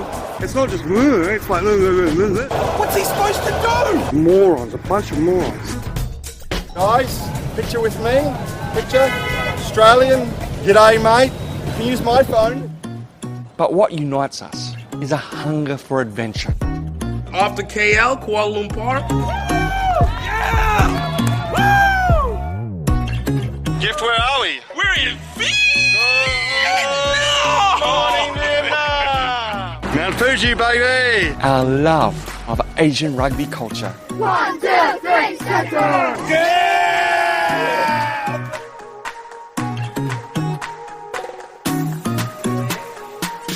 Rugby is starting to develop here in Cambodia for women as well. Valkyries, the mighty Valkyries! And allows us to overcome incredible obstacles. It's just got so thick. It's just so thick here. Now it's pouring down rain again. But coming to this Thai-Cambodia border has renewed all the aggression. So the whole thing's gone buggered. I got hit. What? I got tail-ended by a motorbike. I can just feel that knee, that ankle just going in all the wrong directions under the weight of my body. But that doesn't compare to the pain of failure. I'm dying. Oh, I'm dying. And that's what I've been worried about this whole time. We're out here, we're running out of energy, we're running out of money, and we're feeling isolated. And yet at that critical moment, friends, family, sometimes complete strangers come on board. Before you know it, we're back in the game. Tokyo, here we come! Making a comeback. 4 weeks, 2,300 miles, 5 countries. After all the trials and tribulations, this ride had become deeply personal. All that mattered now was getting to that Rugby World Cup game in Tokyo. Yeah, buddy. All right. Be easy.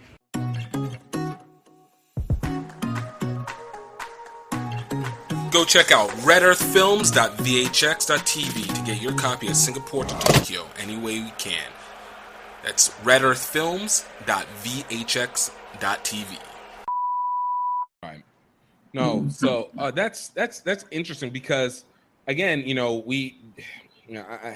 nobody know. A lot of people are still learning about the continent in Africa, and even though this isn't exactly like the aspect where it's like, this is what we're trying to dispose the stereotype, because I mean we're talking about diseases there, but the point that we're making that though is that you're getting I'm assuming that you have a lot more intro and understanding of the people in the areas now as it began to develop, even in this traumatic situation as you travel.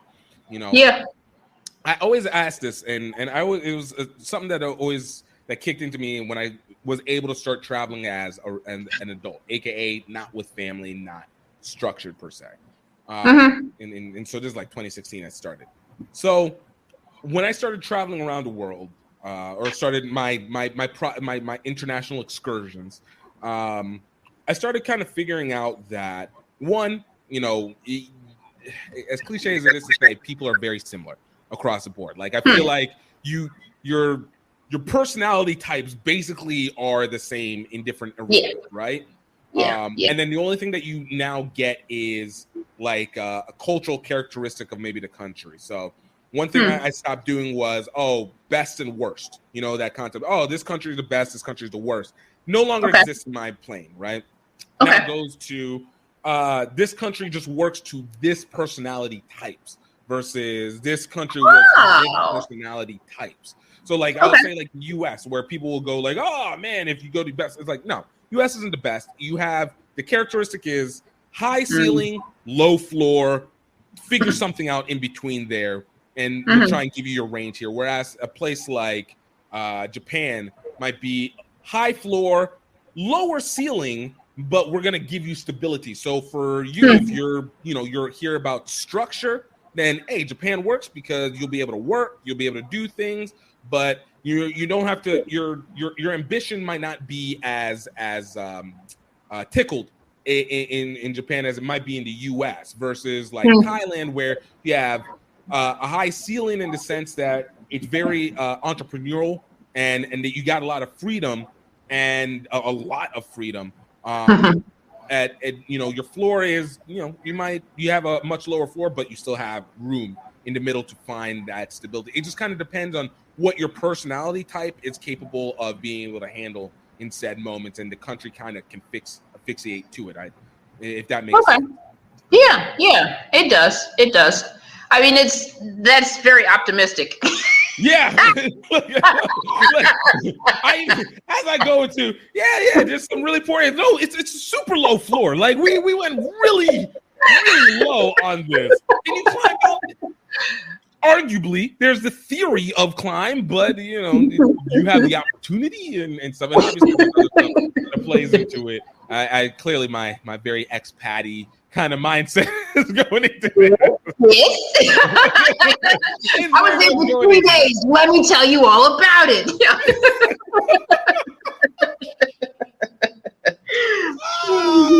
Recognize my elitism. My privilege. I too can wield it. No. And that's fair. That's very true. I guess I look at it also even at a local base where now you're just talking about restriction of opportunity and stuff like that. But where in the continent, and I know as a Nigerian, like when education comes into play, we got the great equalizer that ends up coming in, and hence why there's so much push. So I guess what I'm trying to just get to is for you as you traveled and went through these areas. Again, the consistent question I ask: how did it continue to adjust and change your world? Because now you're taking off what you've learned from your childhood. You're taking off being in this HBCU environment, as you said, not the most diverse environment at that time. Entering into rugby, which is slightly more diverse and a little bit different. Entering into world culture, and now your view continues to spread more and more and more. For you, how did the Doctors Without Borders impact that?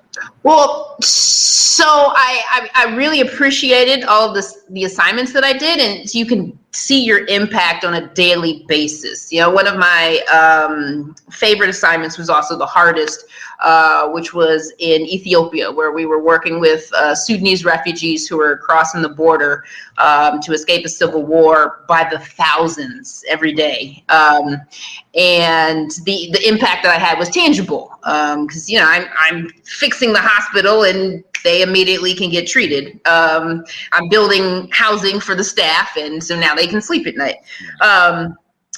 But with all of that being said, I was not seeing the brighter side of Africa.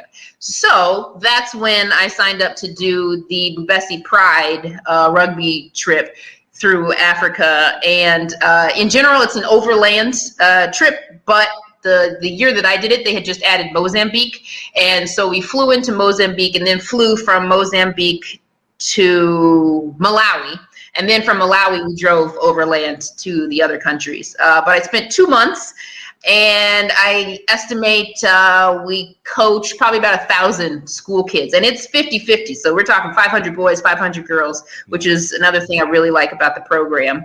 And yeah, it was amazing. And I signed up to do it again this year, but you know how that goes. Yeah, you know, the pandemic seems to be a big damper on a lot of things. You know, total buzzkill. It was funny because when it came to the Bubesi Pride project, so I think I told you whenever you had presented it initially within the group, was I've been trying to get the guy who runs what you call it, rugby. Shucks, I can't remember the name of it right off the top of my head. It's a well-known rugby website.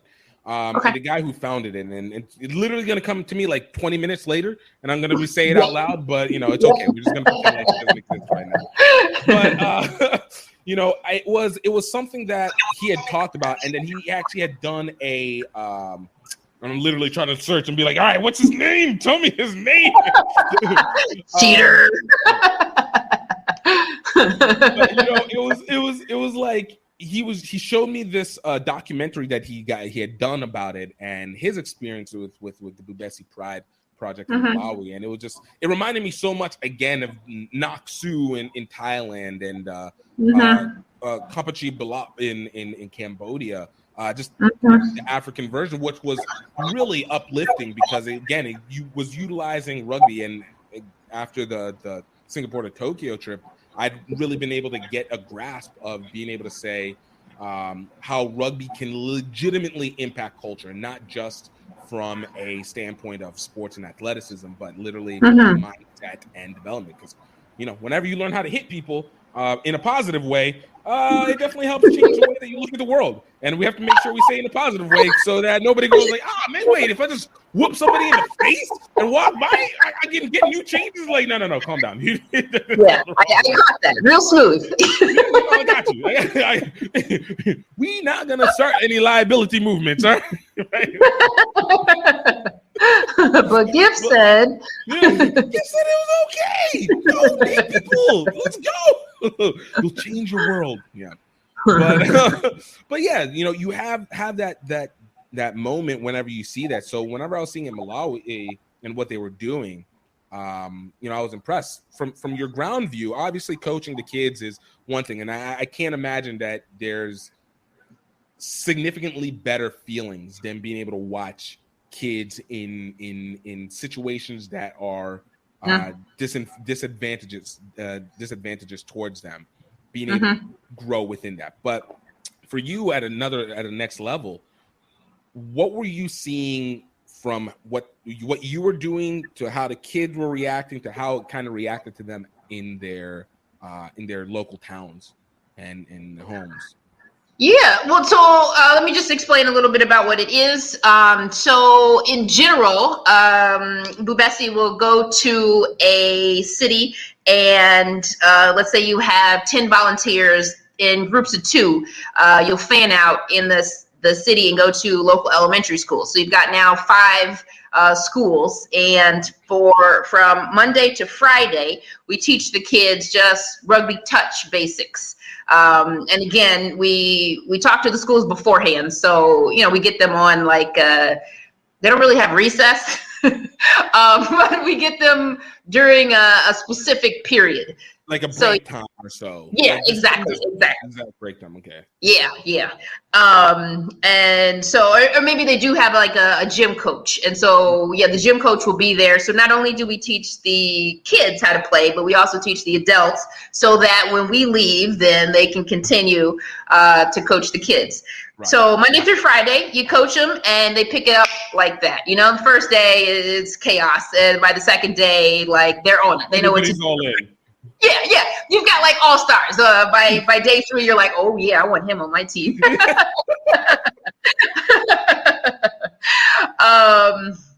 And so then on Saturday, all 5 schools come together and we put on a big tournament. So we just mark out little small pitches because the kids don't need that much space to run. And we just, for a couple hours, play team versus team, getting the schools to play each other, and then at the end you award a winner, and so the kids love it.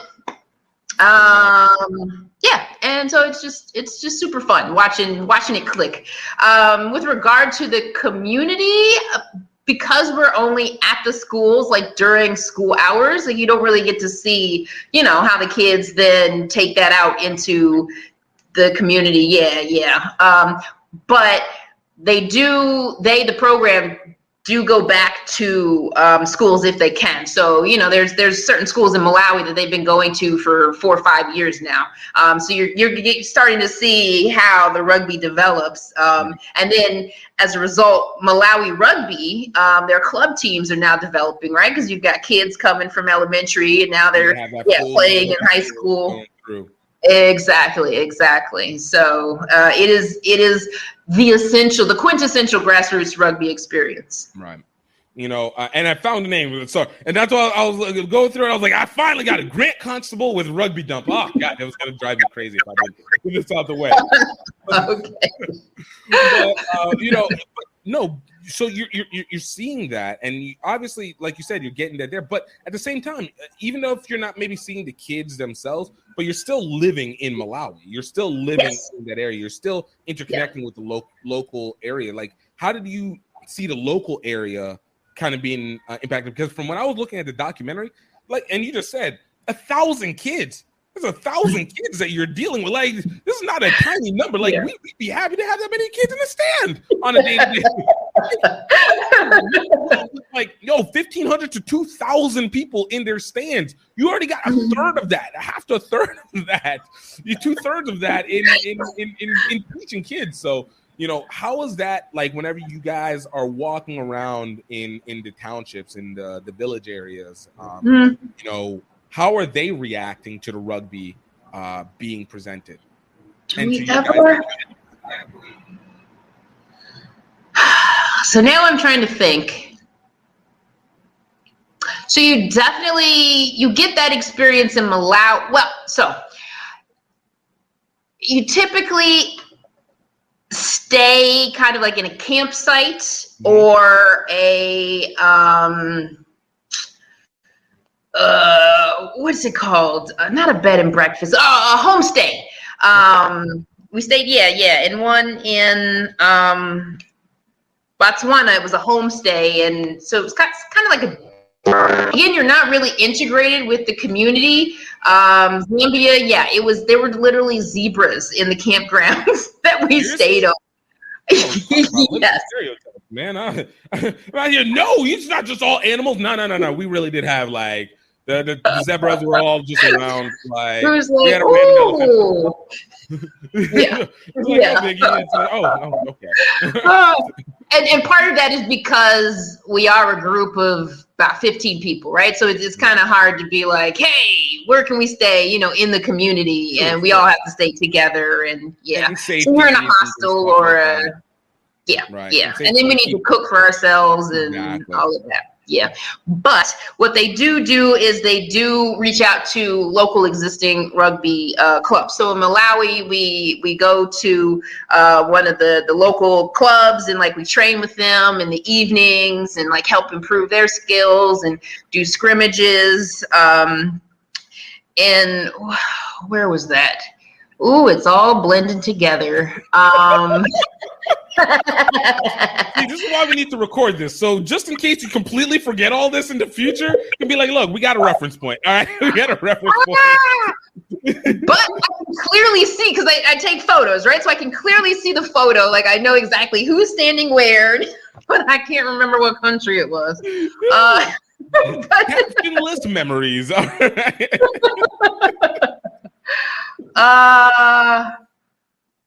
It wasn't Botswana. It wasn't. Was it Zambia? It must have been Zambia then. In Zambia, yeah, we played, and they were almost like a national team. There were a few national team and then some local teams, and we played a co-ed team as Bubesi against them. So I mean, we play all levels, high school to club. National-ish, yeah. So that is how we integrate with the rugby community, and then of course, maybe sometimes we go out and see what the Friday scene is like. Or the nightlife, baby. Get that. But not always. It's about the community, Keep the respectable, professional. We gotta keep the tag on. But yeah, you guys, we're getting lit. I got you. Turn up at the campsite.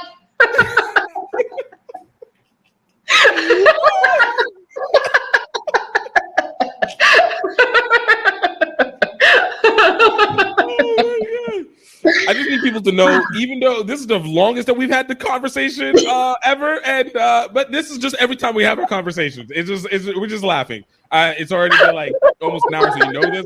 Now it feels like a good time to put a disclaimer, like just in case you skip to this moment. We're pretty ridiculous. Okay.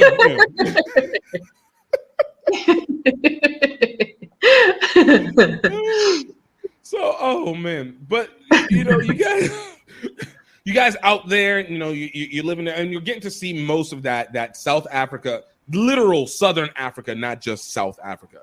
See Southern Africa at its clearest. And this was one I always like to ask.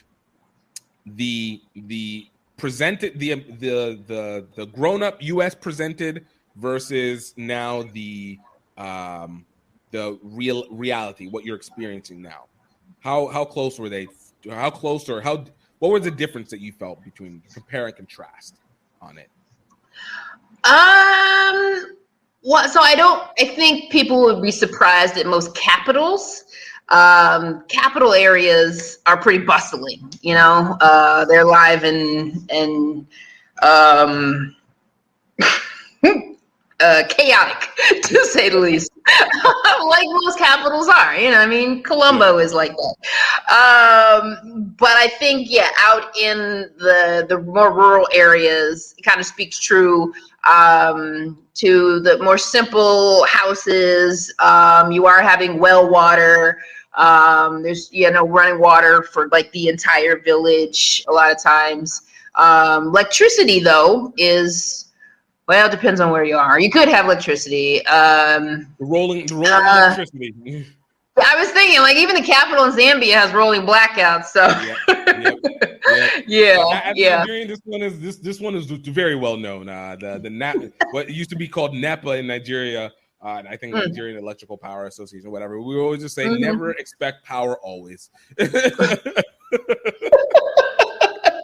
Yeah. You learn to enjoy those fans for the moment, and then you find all the cool air that can blow through. Feel it, get the sensitivity in your skin, whatever you need. Yeah. There's always that one bar though with the generator. True story. Yo, the generator life is too real, and it's always good. And you're like, yo, where are you getting all this petrol from? Like, how are you keeping this up? It's been like 16 hours. Like, turn the thing off. Like, how are you not overheating? And it'd be the jankiest looking generator too, and it's like runs perfect. It runs so well. Like, it might be loud. They're real mechanics, though. This is where you go, how creative are you at making things happen?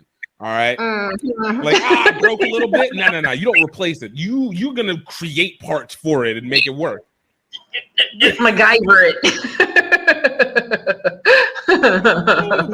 Yes. Facts. So, okay. So, but yeah, so it is. I've always felt like there was like, I always remember whenever, I've been to Nigeria whenever I was a kid, and then we didn't go again as a family for like 12 years, and then 14 years, and then I went again. And I remember right before my brother and I, we went again, we had fallen into the trap of what the world likes to tell us about Nigeria versus what we knew, because you go as kids, you recognize only so much. And I remember we were like, man, it's gonna be so boring, we're not gonna be able to connect anything, blah blah blah. This is like 2012. And we get to Nigeria, and man, I remember my brother and I, we were sat there and we were like, man, I don't know why we even said these things. Like, this is so dope. Like, maybe it's just because we were kids. I mean, because he was technically still a kid because he's 7 years younger than me. But it was like, we definitely needed the reminder to be like, no. This place is dope. Don't let people fool you. It's got its issues, but that's so different than being like, hey, let me go up to the West Virginia, the outskirts of West Virginia, and be like, exactly. Yeah. Is this America? Yes, yes, it is. It's the same thing. Like, Appalachia, what? No wildness here. No, but it's that same guys. But like when you get into the nitty-gritty, it's just like it's the same across the board. So it was a nice reminder on that. So that's why I was wanting to see the yeah, for sure. Yeah. So last thing, wanted to, as we begin to wrap it up, I'd probably talk a little bit more, but later. But you will be back on here again at some point again. Okay. In the future, I'll let you know. Okay. You can. I got projects, so So we've been all in the discussion, especially after this pandemic. I've been a big believer that the pandemic set up a new era of rugby, what I like to call the diversity recognition era. Not so much that there are different people who play, but now there's the recognition of cultural. So maybe more of the cultural component of rugby, where now instead of rugby being influenced into culture gets to be shown through the filter of rugby. So now we get to see people's variation and perspectives of rugby, because we have to recognize them, whether it's South Pacific and really showing South Pacific, or whether we're here and we're showing the different cultural elements, BIPOC and whatever kind of concepts, instead of just maybe a Eurocentric variation of it. Yeah. So as a result, we're now seeing like HBCUs continue to be more put into the light. We started seeing it a couple of years ago after George Floyd. I feel like everything now became very much amped up. And so it gets to the creation of the James G. Robertson and Clive Sullivan Rugby Foundation, which, you have been organizing and putting together behind the scenes. And a lot of people have been asking questions. I keep getting asked about it. Oh, have you talked to Carille? Have you talked to Carille? I'm talking with Carille? What's going on? I'm like, all right, yes. Like, y'all are late to the game, not me. So, we've been talked. Talking about this, like, what's up? I want to give you. I want you to take an opportunity to kind of explain what it is that you've been envisioning in this, and obviously what we a lot in the Black rugby community, to say the least, have been discussing for the latter part of the last year or two. Yeah, well, so my baby, it's Tosin's baby, but I've been able, I'm the catalyst. Oh, just do it quickly. Guys, you can listen to Tozon on the previous episodes that are there. Okay, go. Sorry. Got to put in the intro plug. We got a connection here.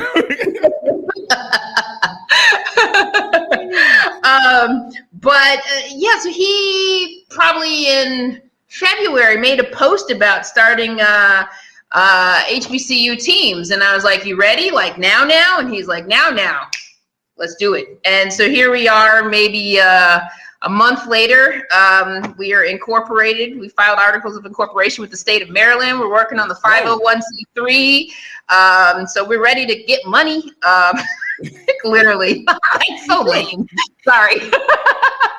It's real though. It's real, but that's the look.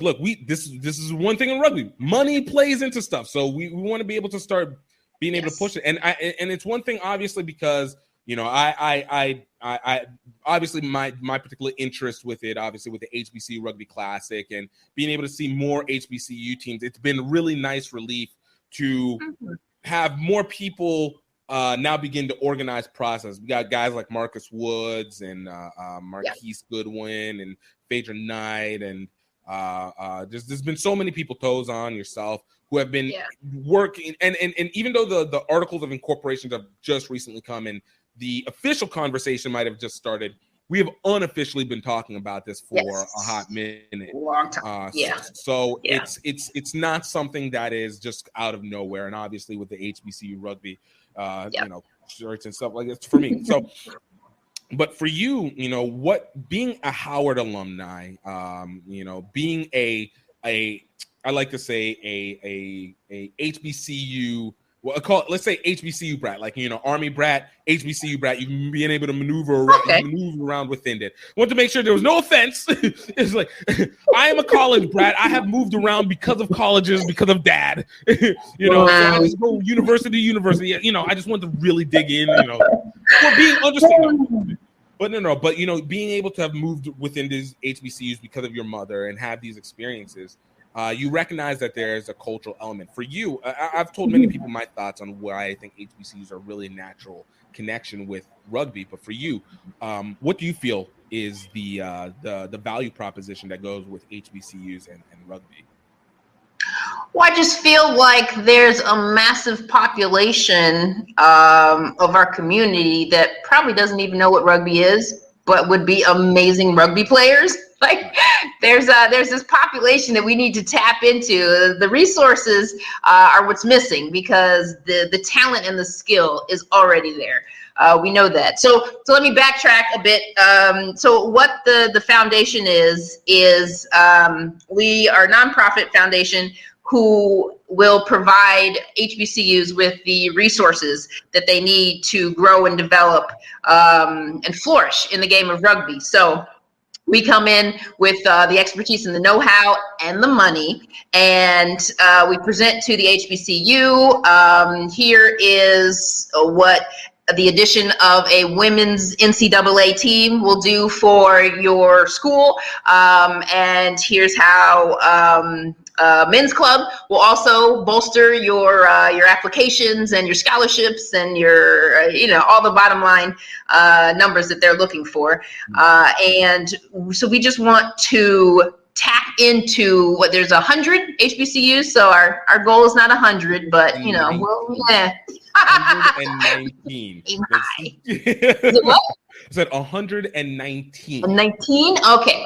All right. So we're aiming for in our first year and beyond for maybe 2 or 3 years to tap into the DMV. So we're targeting Howard, also UDC, Bowie State, and Morgan State, just because of the proximity of all of those schools and the alumni resources that they have, and of course the talent of the students. And we just want to build in that area a little for-school tourney that will eventually, grow and insert into the larger world of collegiate rugby. Is there a reason why you had a question? I was wondering, is there a reason why you're particularly leaving out a certain Virginia-based school has similar acronym to? Are there schools in Virginia? I do believe there might be another one. It has a U. It also has an H to it. I'll have to research that. I just off the top of my head, I can't think of anything. Hampton.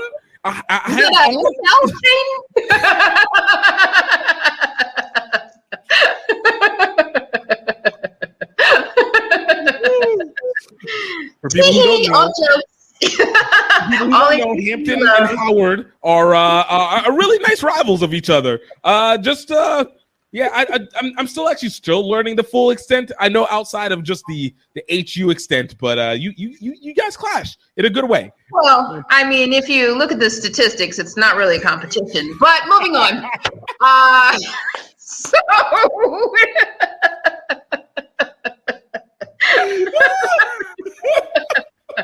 Ooh, it's shady in here. It really did get very dark. It really did. Sips tea.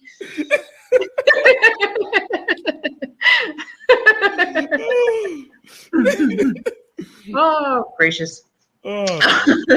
So yes, we have big plans starting for the upcoming fall semester. We plan to have a women's NCAA team and a men's club at Howard. If we get enough money, we can do 2 schools in that first year. It all depends on the fundraising. But at a minimum, it will be Howard, and then we move on to the other 3. Awesome. Which means I can't wait to be able to have you guys down at the HBCU Rugby Classic and be able to come and compete out here. You know, so you guys can, actually, because we like to do things in the spring, summer, and I know you guys are still all wintry and cold. And stuff. You say that, but I'm so far out of the loop in Sri Lanka. What is winter? I recognize. I was like, let me step you out of this because you over 10.5 hours in like persistent warmth. So I can't put shade on you. So I'm putting on your other compatriots. All right. The rest of them over here, you will get the shade by association, but I can't talk directly to you. Just to let your audience know, that is how passionate I am. I'm doing all of this work from Sri Lanka on the other side of the world. Absolutely. So. And the consistency, that's a whole other story. And I honestly, I would say we had time, but I actually think we don't, because we're going to give him something to come back to. All right. Okay. I feel like Sri Lanka is a whole different tale altogether. The adventurer. I put the wrong thing. I put rugby humanitarian. I should have put it as rugby adventurer over here. Scroll down. I don't know that anyone actually knows what a rugby humanitarian is. So. This is why it works, because there is no label for you. There is no label. You miss everything. All right. I'm trying.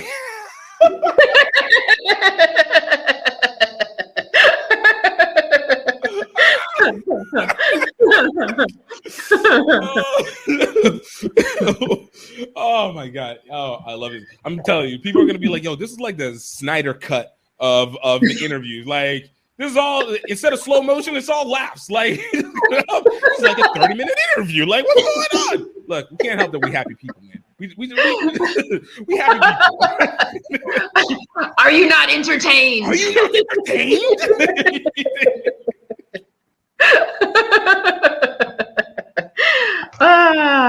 Quote for days. Love it. So, okay. Where can people go to learn more about James G. Robertson and Clive Sullivan Rugby Foundation? My goodness, where did these names come from, by the way? Yes, that is the post that I'm going to put on Instagram and Facebook today.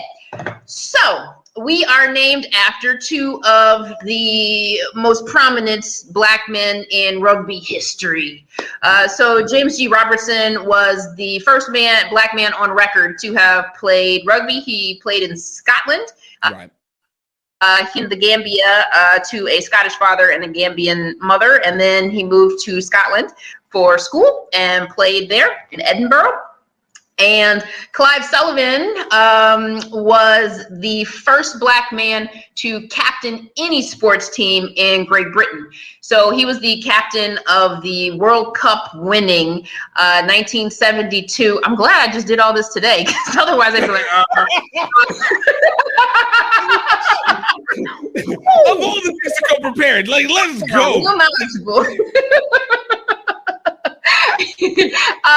was the captain of the 1972 World Cup winning rugby league team in Great Britain, and he also played for Wales. He was Welsh. Nice. That's awesome. That's really put some history into this. Let's go. So, all right. So as I said, where can people find or soon to find information about James G. Robertson and Clive Sullivan Rugby Foundation? I'm not even going to acronym it. I'm going to let it all run out. Let people get used to hearing all the names. All right? Appreciate you. RSRF for short. I was just ready to go. I was like DGRCS. No, you know what? Screw that. We're just gonna get this out. It's harder to acronym than it is to even say the name. So we do have an Instagram, and what is it? Where's my phone? We have Instagram and a Facebook. It's new, right? So, and also my memory, I do believe it's RS Rugby Foundation, right? Because it was too long to put both of their names in. So I do believe it's RS Rugby Foundation on both Instagram and Facebook. But if you type out the full thingy, you should be able to find us as well. Right. All right. Awesome. Well, Carille, I really appreciated this. I enjoyed this. This was a great, because I just got back from Brazil yesterday, so this was a nice first wake up. Look, I'm trying. You're doing that. I'm just trying to get like you. All right, I'm trying to build up to that level. Don't humor me. It's Friday night over here. I'm ready to. We trying. All right, I'm gonna get there. I'm gonna get there to that. I get to be lit in Malawi randomly, or Zimbabwe, or Zambia, or somewhere in southern Africa. Just we're getting there. We're slow and steady. But I appreciated being able to do this. I know we've talked, and I'd love getting to actually now have a solid base to really call you family in this case, because now I know you much better now, and can't wait to see more, and can't wait to continue working with you. Indeed. Thank you so much for having me on and letting me address the world. Give yourself out. Give it to everything. Oh, no. Where can people find your YouTube? Because you do have a lot of videos and pictures and stuff that you put on. And I know you have a whole website. So, Oh, my personal website? I mean, let the people know what we've been listening. Like promote. Let me help you. All right, promote, girl. Promote. Oh, by the way, I am a photographer. And I think actually I have. If anybody's in Houston, the Texas Southern University is having an art auction, and I have 4 photographs in the auction. No big deal. The website. This thing's understated. We're just gonna keep going. Cause I'm a champion. Deal with a champion. Selling the arts, dealing with World Cup winners, and just taking over doctors and super. Stop being so awesome. Continue. I excel. It's what I do. That's what I'm talking about. No humility here. Okay.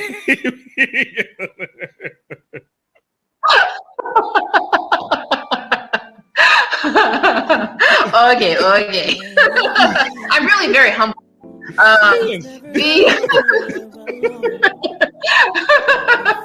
My website is CarilleGuthrie.com. CarilleGuthrie. And my Instagram is I love street photography. So my Instagram is all about what I see on the daily here in Sri Lanka and wherever I travel. So that's at Carille1. Awesome. All right, Carille. Thank you so much. We will be back on it talking some more, and I hope all goes well as you enjoy the rest of your evening. Thank you so much. Yo, Carille, thank you Thank you so much. I know you guys. We're just cutting up here. This is just great energy that comes across over. So I hope you guys enjoyed it. I legitimately love it. Thank you for coming through, guys. Definitely check out some of our other podcasts. The last podcast we had was Marquise Goodwin, coming out of Cali, MLR, ref, Mr. Everything when it comes to referees. The week before that, we had the amazing Erica Mori of the Italian Rugby Federation.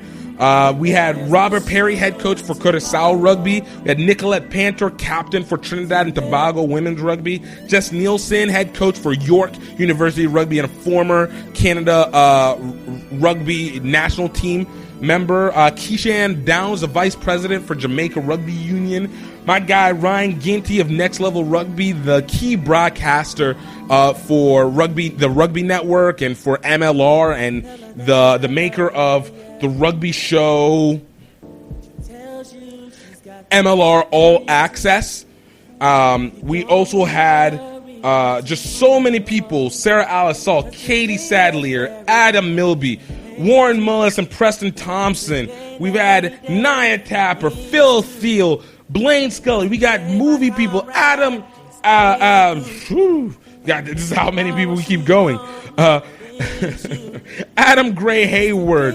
We had Front Office Sports, Pat Evans. We got Derek Lipskin. We got everybody from Roots. So if you want to learn more about Roots and what they do, check out Derek Lipskin of Roots.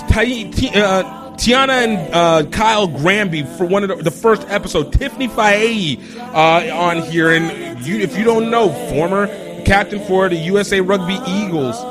Dr. Amelia Luciano. We've got all levels, all kinds. Collegiate, learn about Prairie View A&M. Check out Raheem Vital on down there. You want to learn about Morehouse College? Check out Saifuddin Safir and part of it. Like, we have everybody and continuing to grow, and thank you for listening. Thank you for being a part of it. Thank you for always doing this. You keep me excited. I'm so set and ready to do this. Thank you for everybody who's out there.